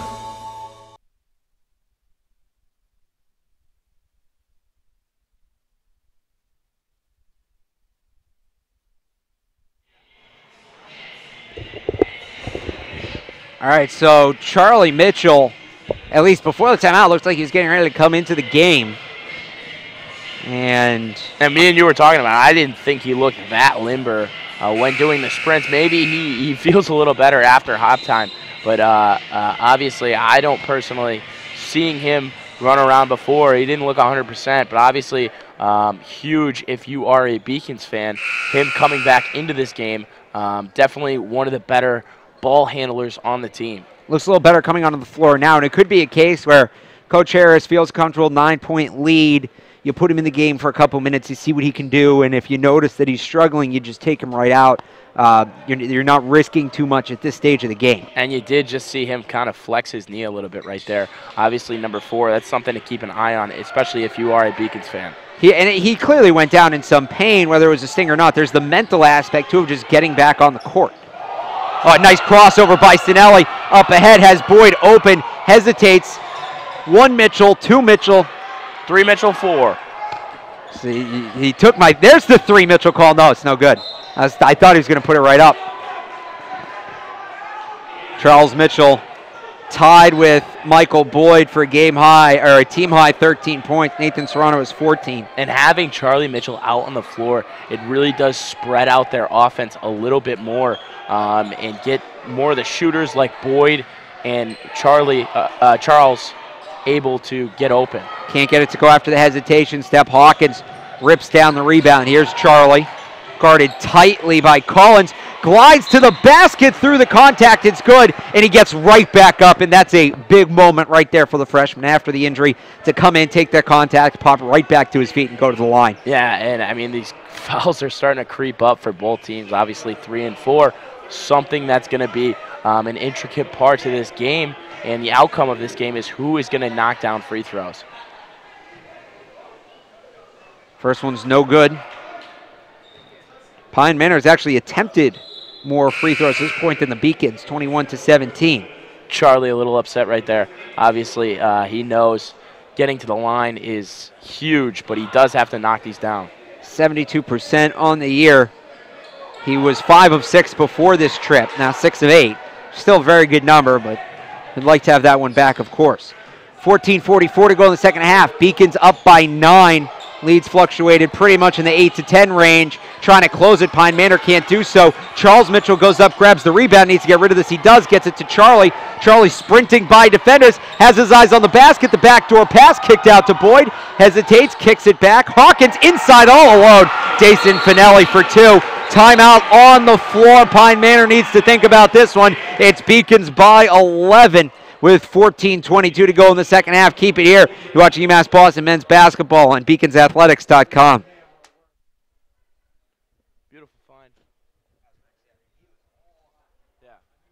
The University of Massachusetts Boston. It's just minutes from downtown, and the Princeton Review calls it one of the best values in the country. A nationally recognized institution of academic excellence and research, UMass Boston offers more than 150 undergraduate and graduate programs, 16 Division III sports, and more than 100 student organizations. To learn more about the opportunities waiting for you at UMass Boston, visit in person or online. UMass Boston, a research university with a teaching soul. Beacons up 11 with 14:22 to play. Their largest lead is 12. But how about that last play, Steve? Dasan Cinelli, all kinds of away from the defense. Yeah, and we talked about it. You know, when Charlie Mitchell is out on the court, a lot of people become open. And with having such a good three-point shot so far with Boyd, Hawkins obviously having a great game, the Pine Manor College defense really has to come out on both players. And Dasan Cinelli absolutely wide open down low. 14:22 to go as the teams retake the floor. And I would say Pine Manor needs to start getting aggressive, but they play as aggressive a style of basketball as you'll see. I'm not sure how they can ramp up what they've done for most of this game. And, you know, sometimes when they get a little more aggressive, you see more turnovers and more fouls by their team. Collins off the ball fake, has Bell open off the pick and roll. It's good. And that's something we haven't seen a lot of by Pine Manor College. Well, attempted threes, but not a lot of made threes. They are now just 2 for 10 from deep after Rasheed Bell hits his first deep ball in 3 tries. Beacons trying to answer. No good from Boyd. Rebound for Mitchell. And the Beacons get a fresh 30. Charlie to Charles. Off the back rim, no good. And interesting to see the Beacons really push the pace right there. Obviously up 8. Another 3 from Bell. This is good. Don't let that guy get hot. Back-to-back 3-pointers from Rasheed Bell just like that. He's got 14 points, and it's back down to a single-digit game, 61-56.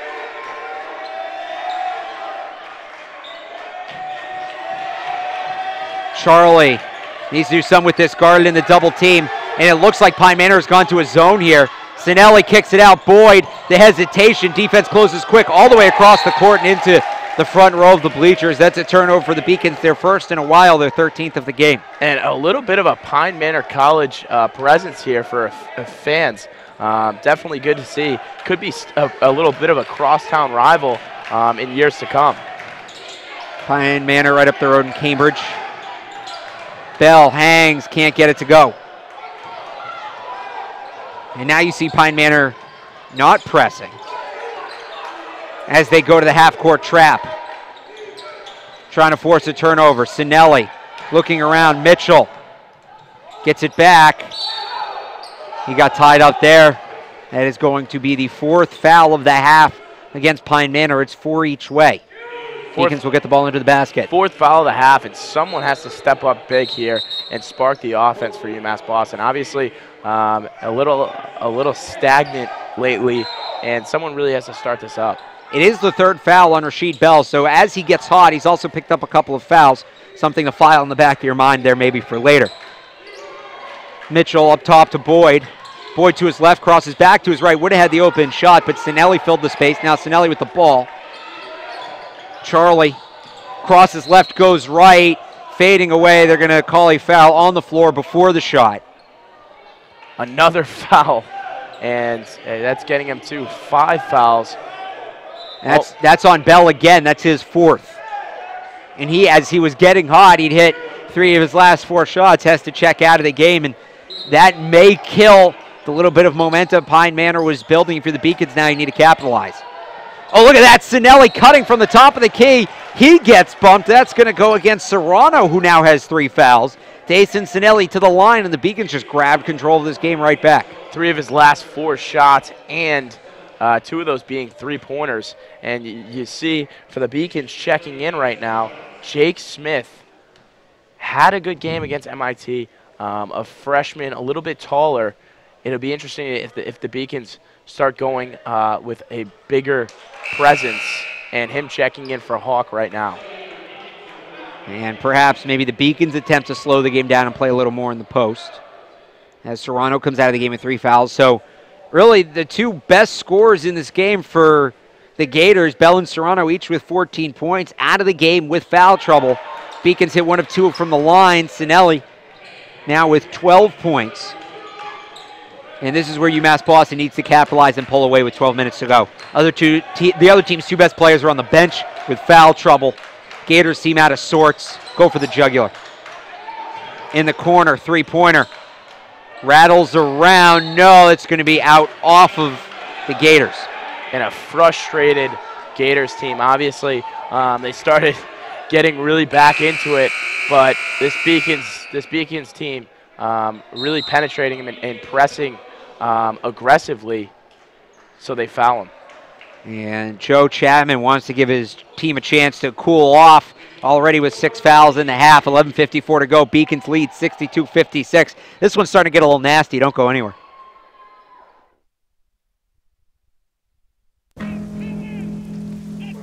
Celebrate the soggy shoes.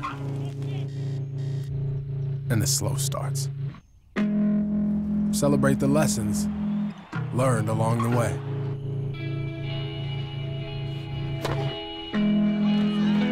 These are the wins. Not the shiny, nail-biting kind. These are the last a lifetime kind.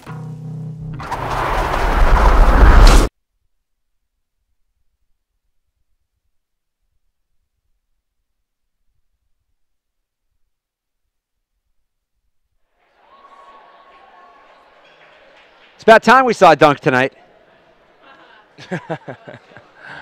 Yeah, haven't seen many open looks. Obviously, both teams are probably capable. Oh, there were some impressive dunks in warm-ups. Yeah, Yeah. I didn't see that, but I could definitely see some of these guys throwing it down.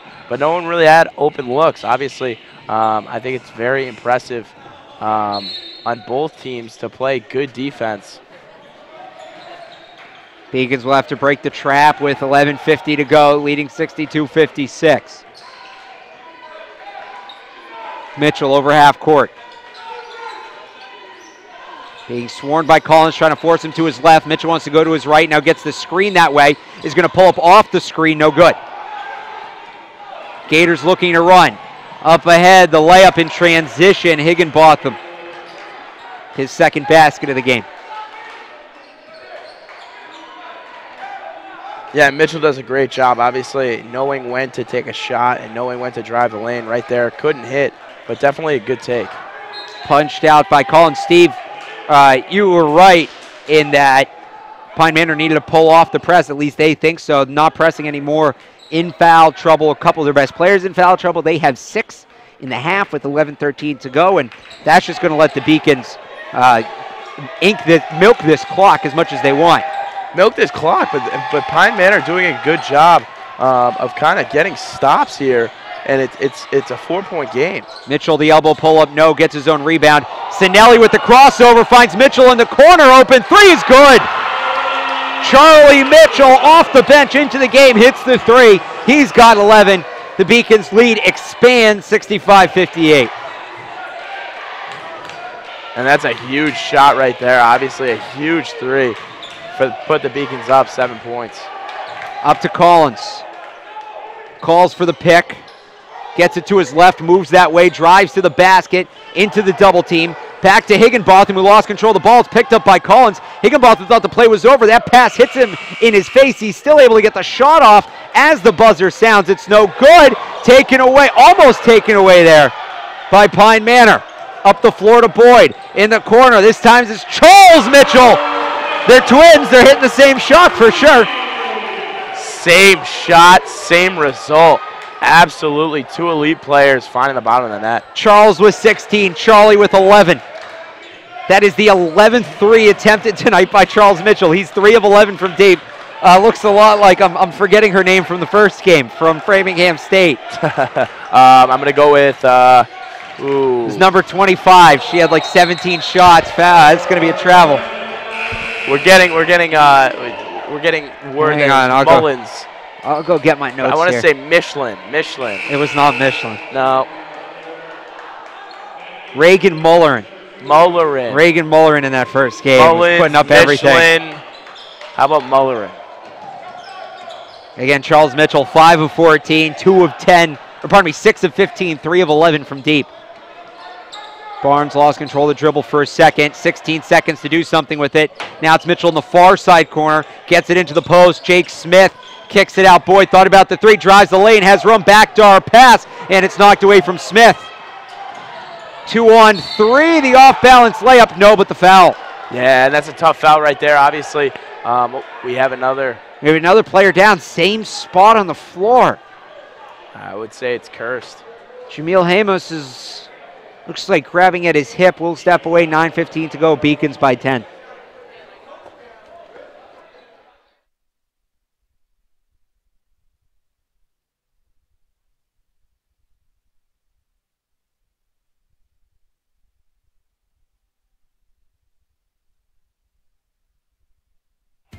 Something I discovered in myself is that if I have a goal, and I can accomplish it. It's a well-rounded experience.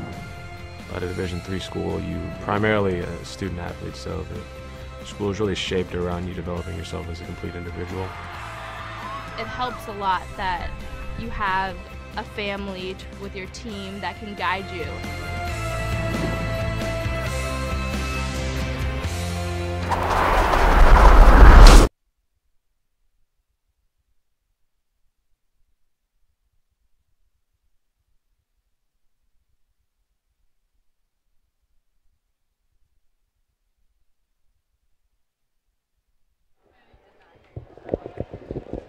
So now an interesting decision for Pine Manor College. Jameel Hammonds is their third leading scorer. He has 10 points tonight. He was the one who went down. If he can't go to the line and somebody else shoots for him, he's done for the evening. Obviously, they'd like to have him. And I think the discussion right now is just Joe Chapman trying to buy himself and his team some more time to get Hammonds to the line. Just gamesmanship. Yeah, definitely an interesting move right there, because down 10, one of your better players, you don't want to take him out of the game. But they will do just that. Jonathan Higginbotham will shoot, and I believe that means that Hammonds is done for the game. Thought it was Hammonds. It was 10 or 5 that went down. I wanted to say number 10. That would be Bradley Boabang, and that would make sense as he's gone to the end of the bench with Keyshawn Saunders, who is also out, and he looks to be putting back on his warm-ups. And both misses. I mean, that's a huge 0 for 2 for Pine Manor College. Especially when you replace an injured player. You can put anybody you want at the line. You should put your best player there. And Higginbotham just a 67% free throw shooter, so maybe a bit of a miss from Coach Chatham. That 3 rims out. Pine Manor down 10, 8:50 to go. Still plenty of time, but need to be hitting their free throws, hitting their open shots. They haven't done that at times tonight. Higginbotham off the screen. Now he's going to drive, tucks the ball, throws it up towards contact. He'll get himself back to the line and a chance to make good on those 2 misses. There's only 2 attempts at the line tonight. Yep, and the same person going to the line for Pine Manor College. Have to hit these 2. Obviously, hit the last 2, then they'd only be down 6. So minimizing the lead for UMass Boston is going to have to hit some of these free throws. And that's a tough miss. Tough miss, and they have had tough misses for the last couple shots. Second one from Higginbotham is good. The Gators 14 of 25 from the lines. Beacons 13 of 20. So UMass Boston will put Louis Jean back in the game. He replaces James Hawkins. Here comes the press again from the Gators. Barnes quickly breaks it. Has a man cutting on the backside. It's Mitchell. And the up and under is good. And a great bank for UMass Boston, and a great layup for Mitchell, obviously up and under. 11-point game. Everett on the far side.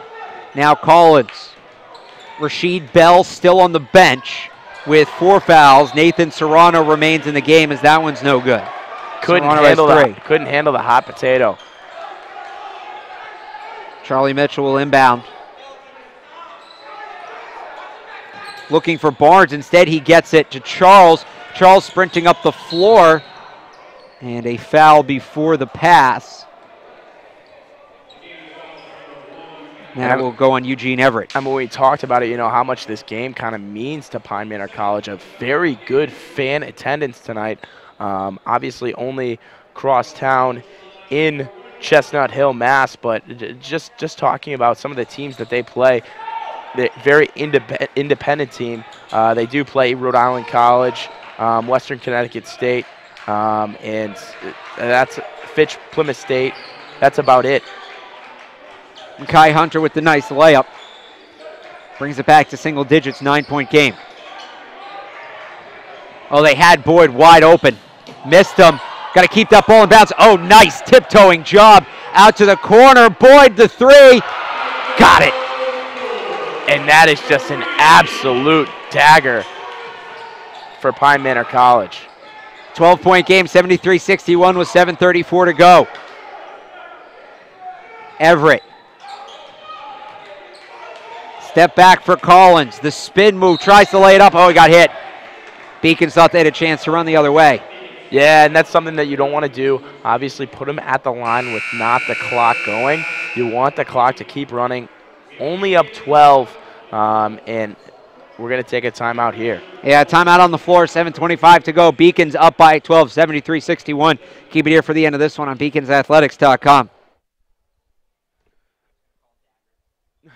I did receive a non-athletic scholarship upon entering school. I got the presidential scholarship, which was huge for me. I think there's more opportunities for academic scholarships in Division III. I did receive academic scholarships. Just being involved on campus, being a leader, all those things combined kind of get me recognized. It's a great experience for me.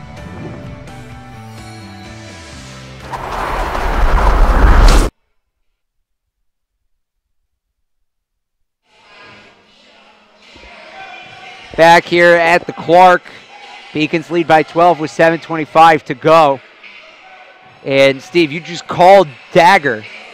I did call dagger. It might be a little early, but obviously up 14 now. I was going to say, what gives you faith to call dagger in this situation? What gives me faith? I mean, the Beacons really do have to play sound, but I mean, that is just a huge three-pointer against Pine Manor College, and just a great look for Michael Boyd, and he's been hot all night. You know, I expect nothing else than him just hitting the bottom of the net right there.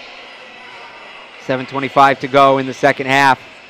And at the line is Stephen Collins. He's 1 of 2 from the stripe tonight. 6 points, 4 rebounds, 5 assists. First one is good.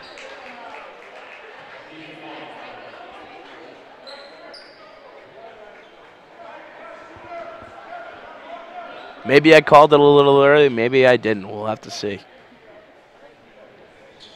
Well, it is a 10-point game here with 7:25 to go. They get it into Barnes, looking to get up the far sideline. Is cut off, and the press backs off. Charlie Mitchell will walk it up. And great to see if you're a Beacons fan. Charlie Mitchell obviously back, and he looks pretty healthy, handling the ball pretty well, obviously taking a little time off the clock here. Mitchell into the post, gets it back. Going to drive the lane, the floater, no good. And the rebound to the Gators. 7 minutes to go. Into the lane, no, but the harm. And Serrano will go to the line. Nathan Serrano, 2 for 2 from the stripe tonight. And this is the way Pine Manor College is going to get back in the game. Lewis Jean just not playing good defense.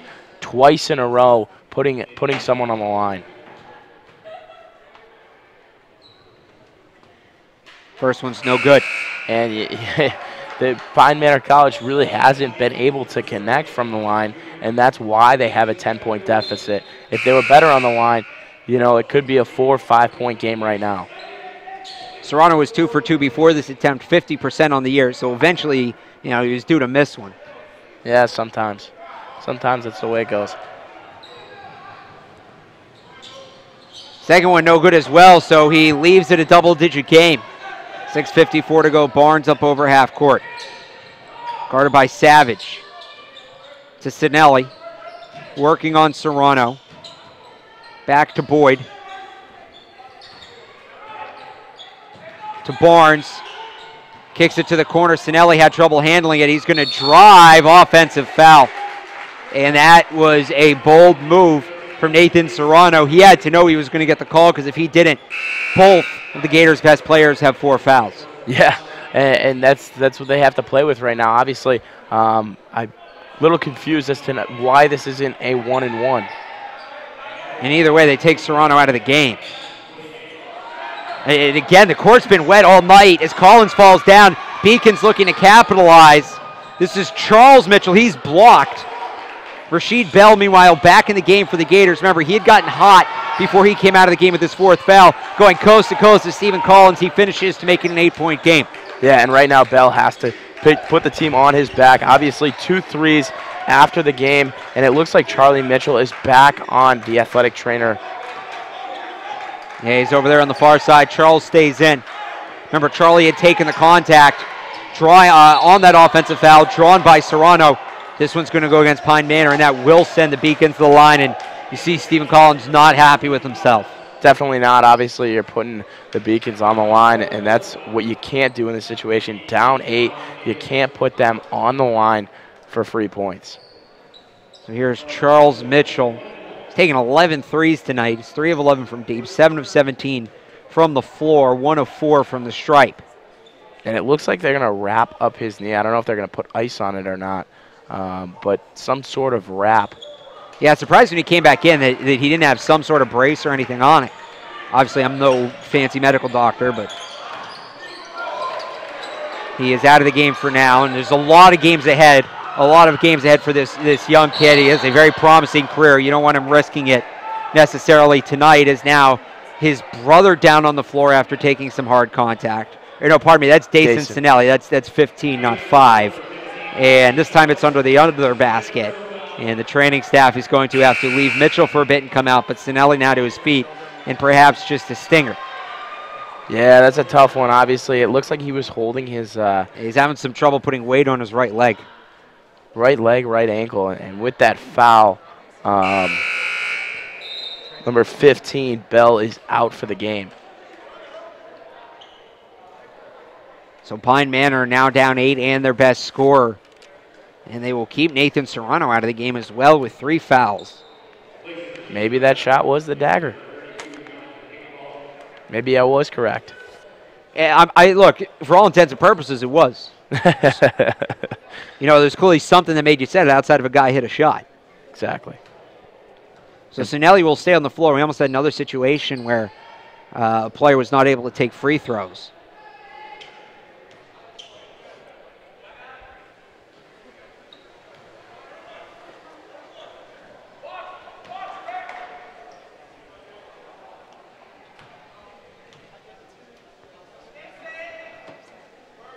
Cinelli's first shot is good of the 1-and-1. Yeah, and it looks like Charlie is on the bench with a wrap on his leg with ice, so I don't think he'll be attending this game, coming back into this game.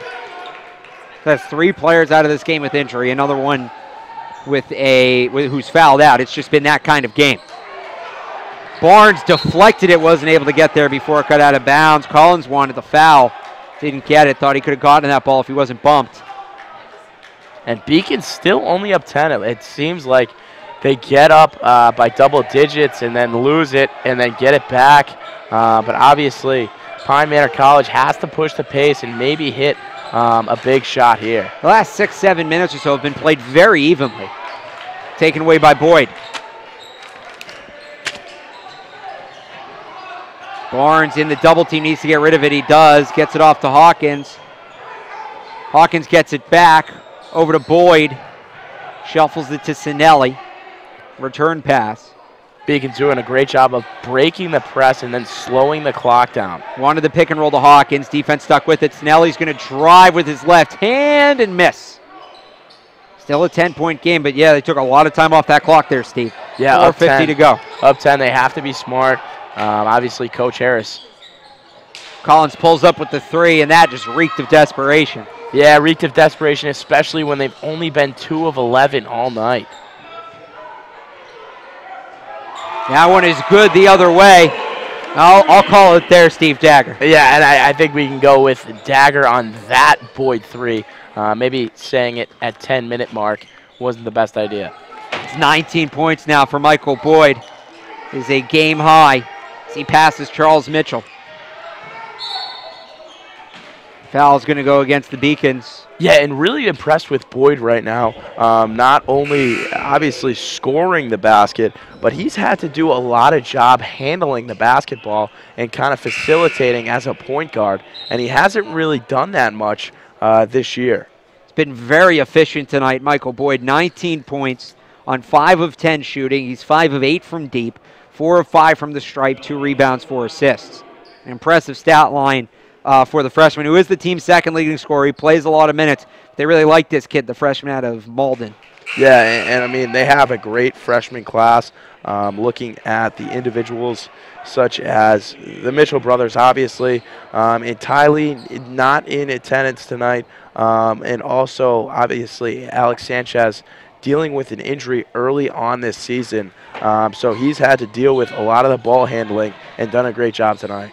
Offensive rebound after the missed free throw. The up and under is no good because of the offensive foul. It's going to go against Lewis Savage. 12-point game and the Beacons ball as Louis Jean is going to check back into the game as the Beacons will look to control this a little more, get their bigs in.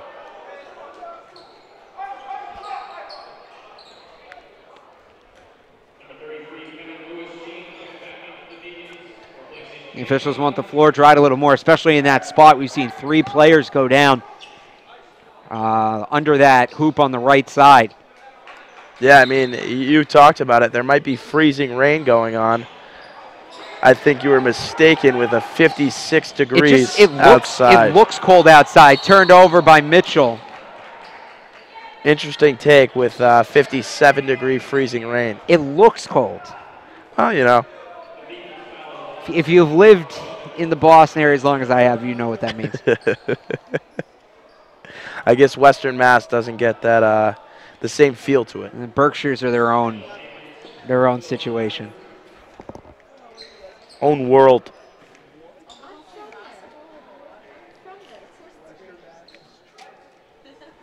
We will have free throws coming up. A lot of trash talking in the booth about Western Mass. I'm not having it. I was gonna ignore it. I was just gonna let the mics pick it up and go from there. But if you want to acknowledge it, feel free. I didn't. I'm not liking it. I'll tell you that much. I love Western Mass. I used to have to drive through Western Mass like 6 times a year, straight out Route 90 all the way out to 88 New York. For what? Oh, Ithaca. I went to college out in Western New York, so that was the way out. And, the best rest stop on the Pike is in Beckett, Massachusetts. No, it's not in Beckett. Oh, not in Beckett, Lee. Okay. It's in Lee. Thank you. Sorry. There isn't a rest stop in Beckett. But yeah, there's a gas station off the exit in Beckett is what screwed me up. The best rest stop on the Mass Pike is in Lee. Yes. Yes. The last one. It's the last one out there. Yes. Exit 2, if you're ever on by, you know, you take a 15-minute drive. My house is off South Street in Pittsfield. That's the last rest stop for about an hour until you get to Albany going that way. So yes, definitely. Many a D'Angelo sandwich crushed there for me. They get it to the corner to Barnes. With 3:50, the Beacons trying to dribble away now, and it's a 2-man trap. There's going to be a lot of fouls here down the stretch, Steve. Yeah, you know, we saw it in the women's game. Definitely makes it tough work for us. You know, we said dagger about 7 or 8 minutes ago, and we're still at this point where it's an 11-point game. Timeout on the floor. 3:48 to go in the second half. Beacons in control, 78-67. Keep it here on BeaconAthletics.com. Cheer for the stumbles. The he shoulda had that's. And the tears that linger. For in those moments, greatness lies. There, you will find the provoked, the determined, the unified. It's in those moments that champions are born.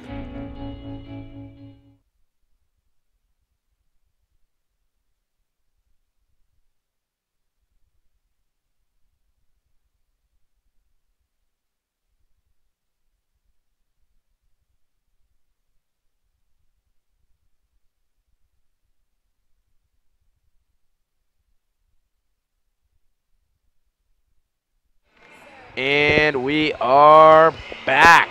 Yes, we are. Beacons up 78-67 with 3:47 to go. Once again, for the second half in a row, both teams in double-digit fouls. This has really been a physical game. We've seen a few injuries. We've seen foul outs and quite a few trips to the line in this one. Yeah, definitely both games lasting a little longer than usual. I think the last time I was out here around 8:45. We're well past that. Well past that. Well past that. And we're trying to keep it interesting for our viewers here and ourselves as the Beacons go up by 12. 33 free throws for the Gators. That was the 25th free throw of the game for the Beacons. The 26th is no good. 79-67, 3:45 to go. And it is just a 12-point game with 3.5 to go. I mean, that's not that big of a gap, but just the way the Gators have played, it feels much bigger because every time they get a little bit of momentum, they do something to shoot themselves in the foot. Shoot themselves in the foot, or the Beacons, have a three-pointer that you just assume is going to be it. And, I mean, if they're down by 12, if they're down by 12, they have to hit some that's a great pair of passing. Cinelli with the finish. Beautiful, beautiful. They have to hit some sort of three to kind of get them back in, and they haven't been able to do that tonight. Driving through contact, that's going to be a foul. We have another player down at least momentarily. It looked like Louis Jean was grabbing at his shoulder. He's now up to his feet. And he will stay in the game as it will be 2 shots for Stephen Collins. And that's always a tough foul as a big man, getting barreled over. Now they're going to come get him here. And seeing the other guy go to the line for 2. Hawkins replaces Louis Jean. Hawkins has played quite a bit tonight, 4 points, 4 rebounds. He has been excellent defensively. And really the most they've seen this year out of the senior from West Medford. Collins is just a great free throw stroke because that one is good. 4 of 5 from the line tonight. He has 10 points, 5 rebounds, 5 assists. Put together a decent game, but just couldn't get the help on the other side. Also has 4 fouls, and he has really been the one committing some of these untimely fouls. Yeah, and Cinelli looks like he's wincing a little bit. Yeah, I'm not sure what that was. He just kind of pulled up. It's that same spot. Is that one spot on the floor? I don't know if there's maybe a water tank or something under there that's perspirating, but it's that OS right there that's taken quite a few players out of this game. Could be the freezing rain from outside. Thanks for reminding me about that. Always. Spin move from Boyd. Now we'll drive to his left. Drops it back for Hawkins. Swings the shoulders, puts up the layup, and doesn't get it to finish. And, that's not a point guard, a veteran point guard move. Obviously, he broke the press, doing a great job. But sometimes you just have to slow it down. He's up 12. Definitely don't want to do too much. And Charles is doing a great job right now of he understands of what it's supposed to be like as a point guard. I will say this, though. That was, even though we didn't finish, that's going to be a push against the Gators. We'll have more free throws. Even though we didn't finish, the move by Hawkins to get his torso around and score up to the basket, that was a nice move. Yeah, and he showed a lot of maturity tonight, I think. Obviously getting a lot more minutes than he usually does, and I think he did a great job of kind of controlling the pace tonight, and obviously had a great game under the boards. First one's good from Charles Mitchell.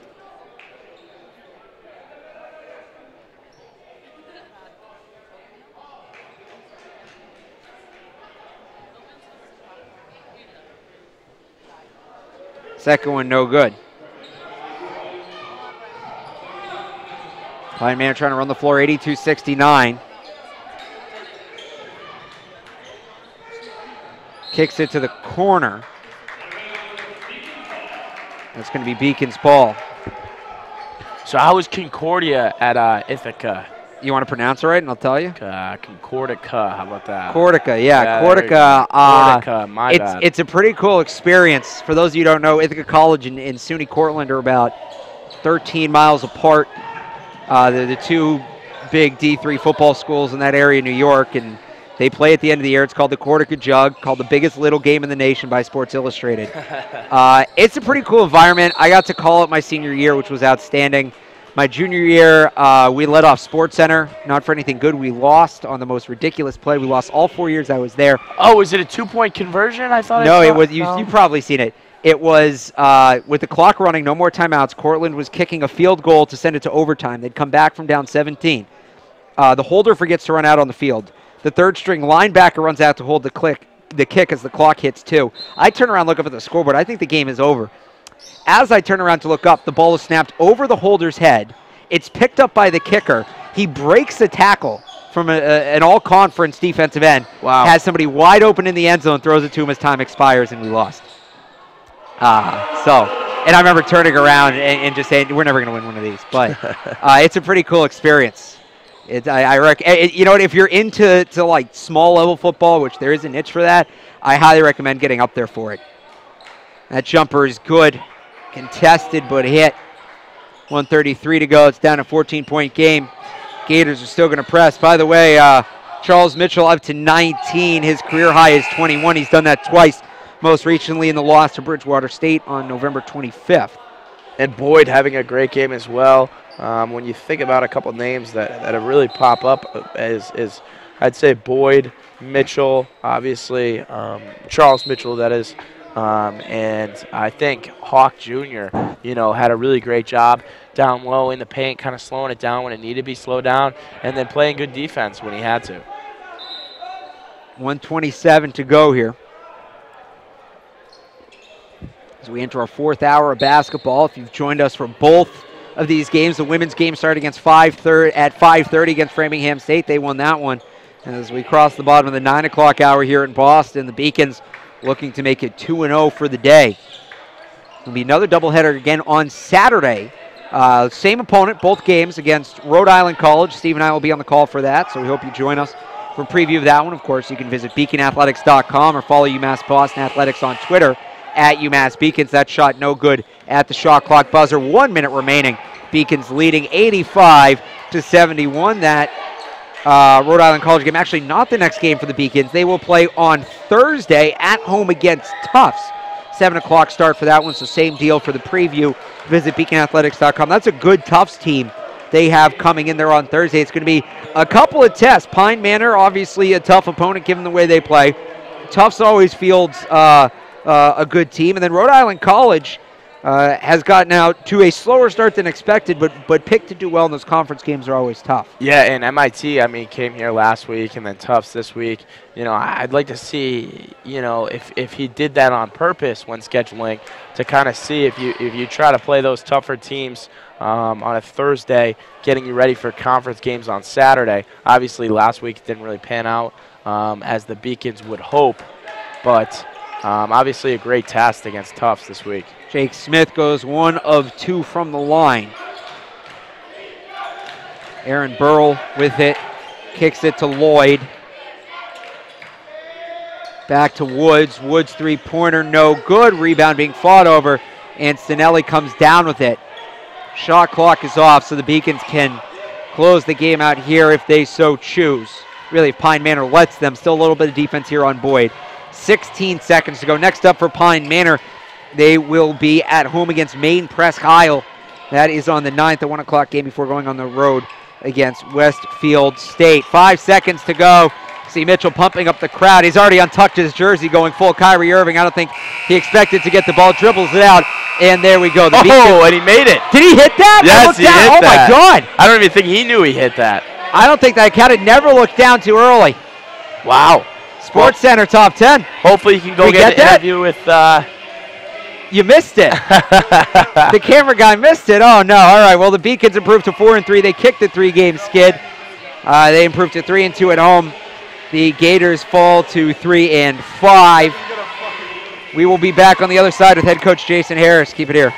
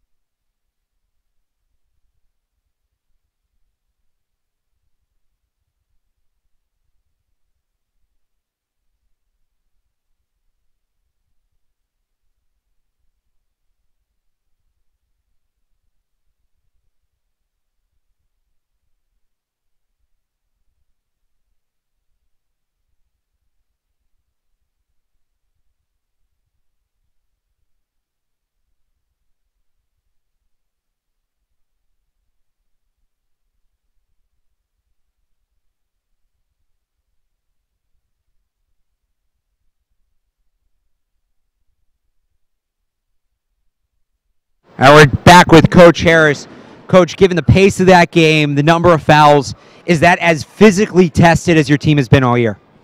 About that, UMass Lowell, and then the embarrassment that happened to us Saturday at Keene State. Just in terms of raw physicality? Yeah, I mean, these guys they're strong, they're physical, they're big, they play hard. You know, they'll tell you about it if they push you around. So we really challenged our guys after Saturday. I mean, we have challenged our guys the last couple of days. You know, some things were said. We really questioned them, and you know they responded tonight. So hats off to those young guys. The Mitchells specifically were impressive.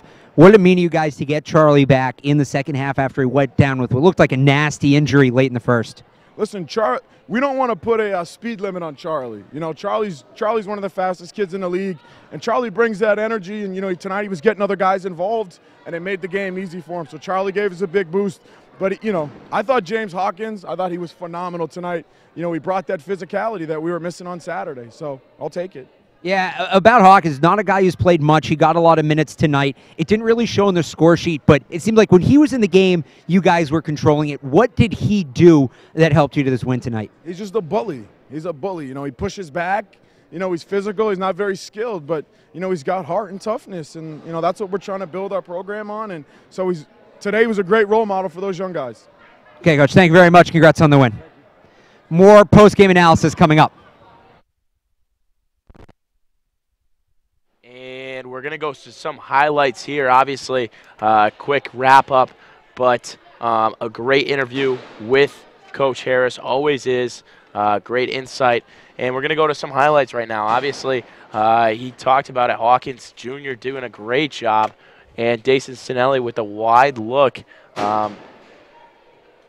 Bell thought that they were going to get back into it, obviously with 2 threes in a row. But Dasan Cinelli, a little cross-up right here, and then Mitchell in the corner. Charlie, one of the fastest kids in the league that Coach Harris was just talking about, also a great three-point shooter. And some of the beacons, obviously, tonight. A huge win, 86-71. Obviously, getting back on the winning train. And you listen to Coach Harris talk. He talks about, you know, the toughness of UMass Boston and how they played tonight. Obviously, a great interview, always a great interview. He gives you such good insight on their team. You know, he talked about how they kind of prepared for this game coming up, and they're going to face a very good Tufts team in a couple of days, this Thursday and then next Sunday against, next Saturday, that is, against Rhode Island College. So we just went through, Alex Barth is back in studio. We just went through some of the highlights. Obviously talked a little bit about your interview, and now we're going to go through team leaders. But first, what can you bring to us from the interview? Well, y'all just saw it. Yeah. I love how candid Coach Harris was about James Hawkins. He's not that talented. he just beats people up, and that's what we need. I love that. That's a for lack of a better term, that's a football guy right there. Yeah, he's definitely one of the better coaches to interview on the Harbor campus, and just having just typing up the last team stats right now. And what can you kind of see on that iPad? Well, I can start going through them here. There they are. The Beacons shoot 42%, 41% from deep, which was outstanding. After being minus 10 on the boards, minus 11 on the boards in the first half, they come back. They finish plus 12. See the assist numbers. They really just took that game over in the second half. Yeah, and you know, we talked about how Pine Manor wasn't able to really full court press like they wanted to, obviously getting ticky-tacky fouls and putting the Beacons on the line, and they weren't able to get those turnovers that they had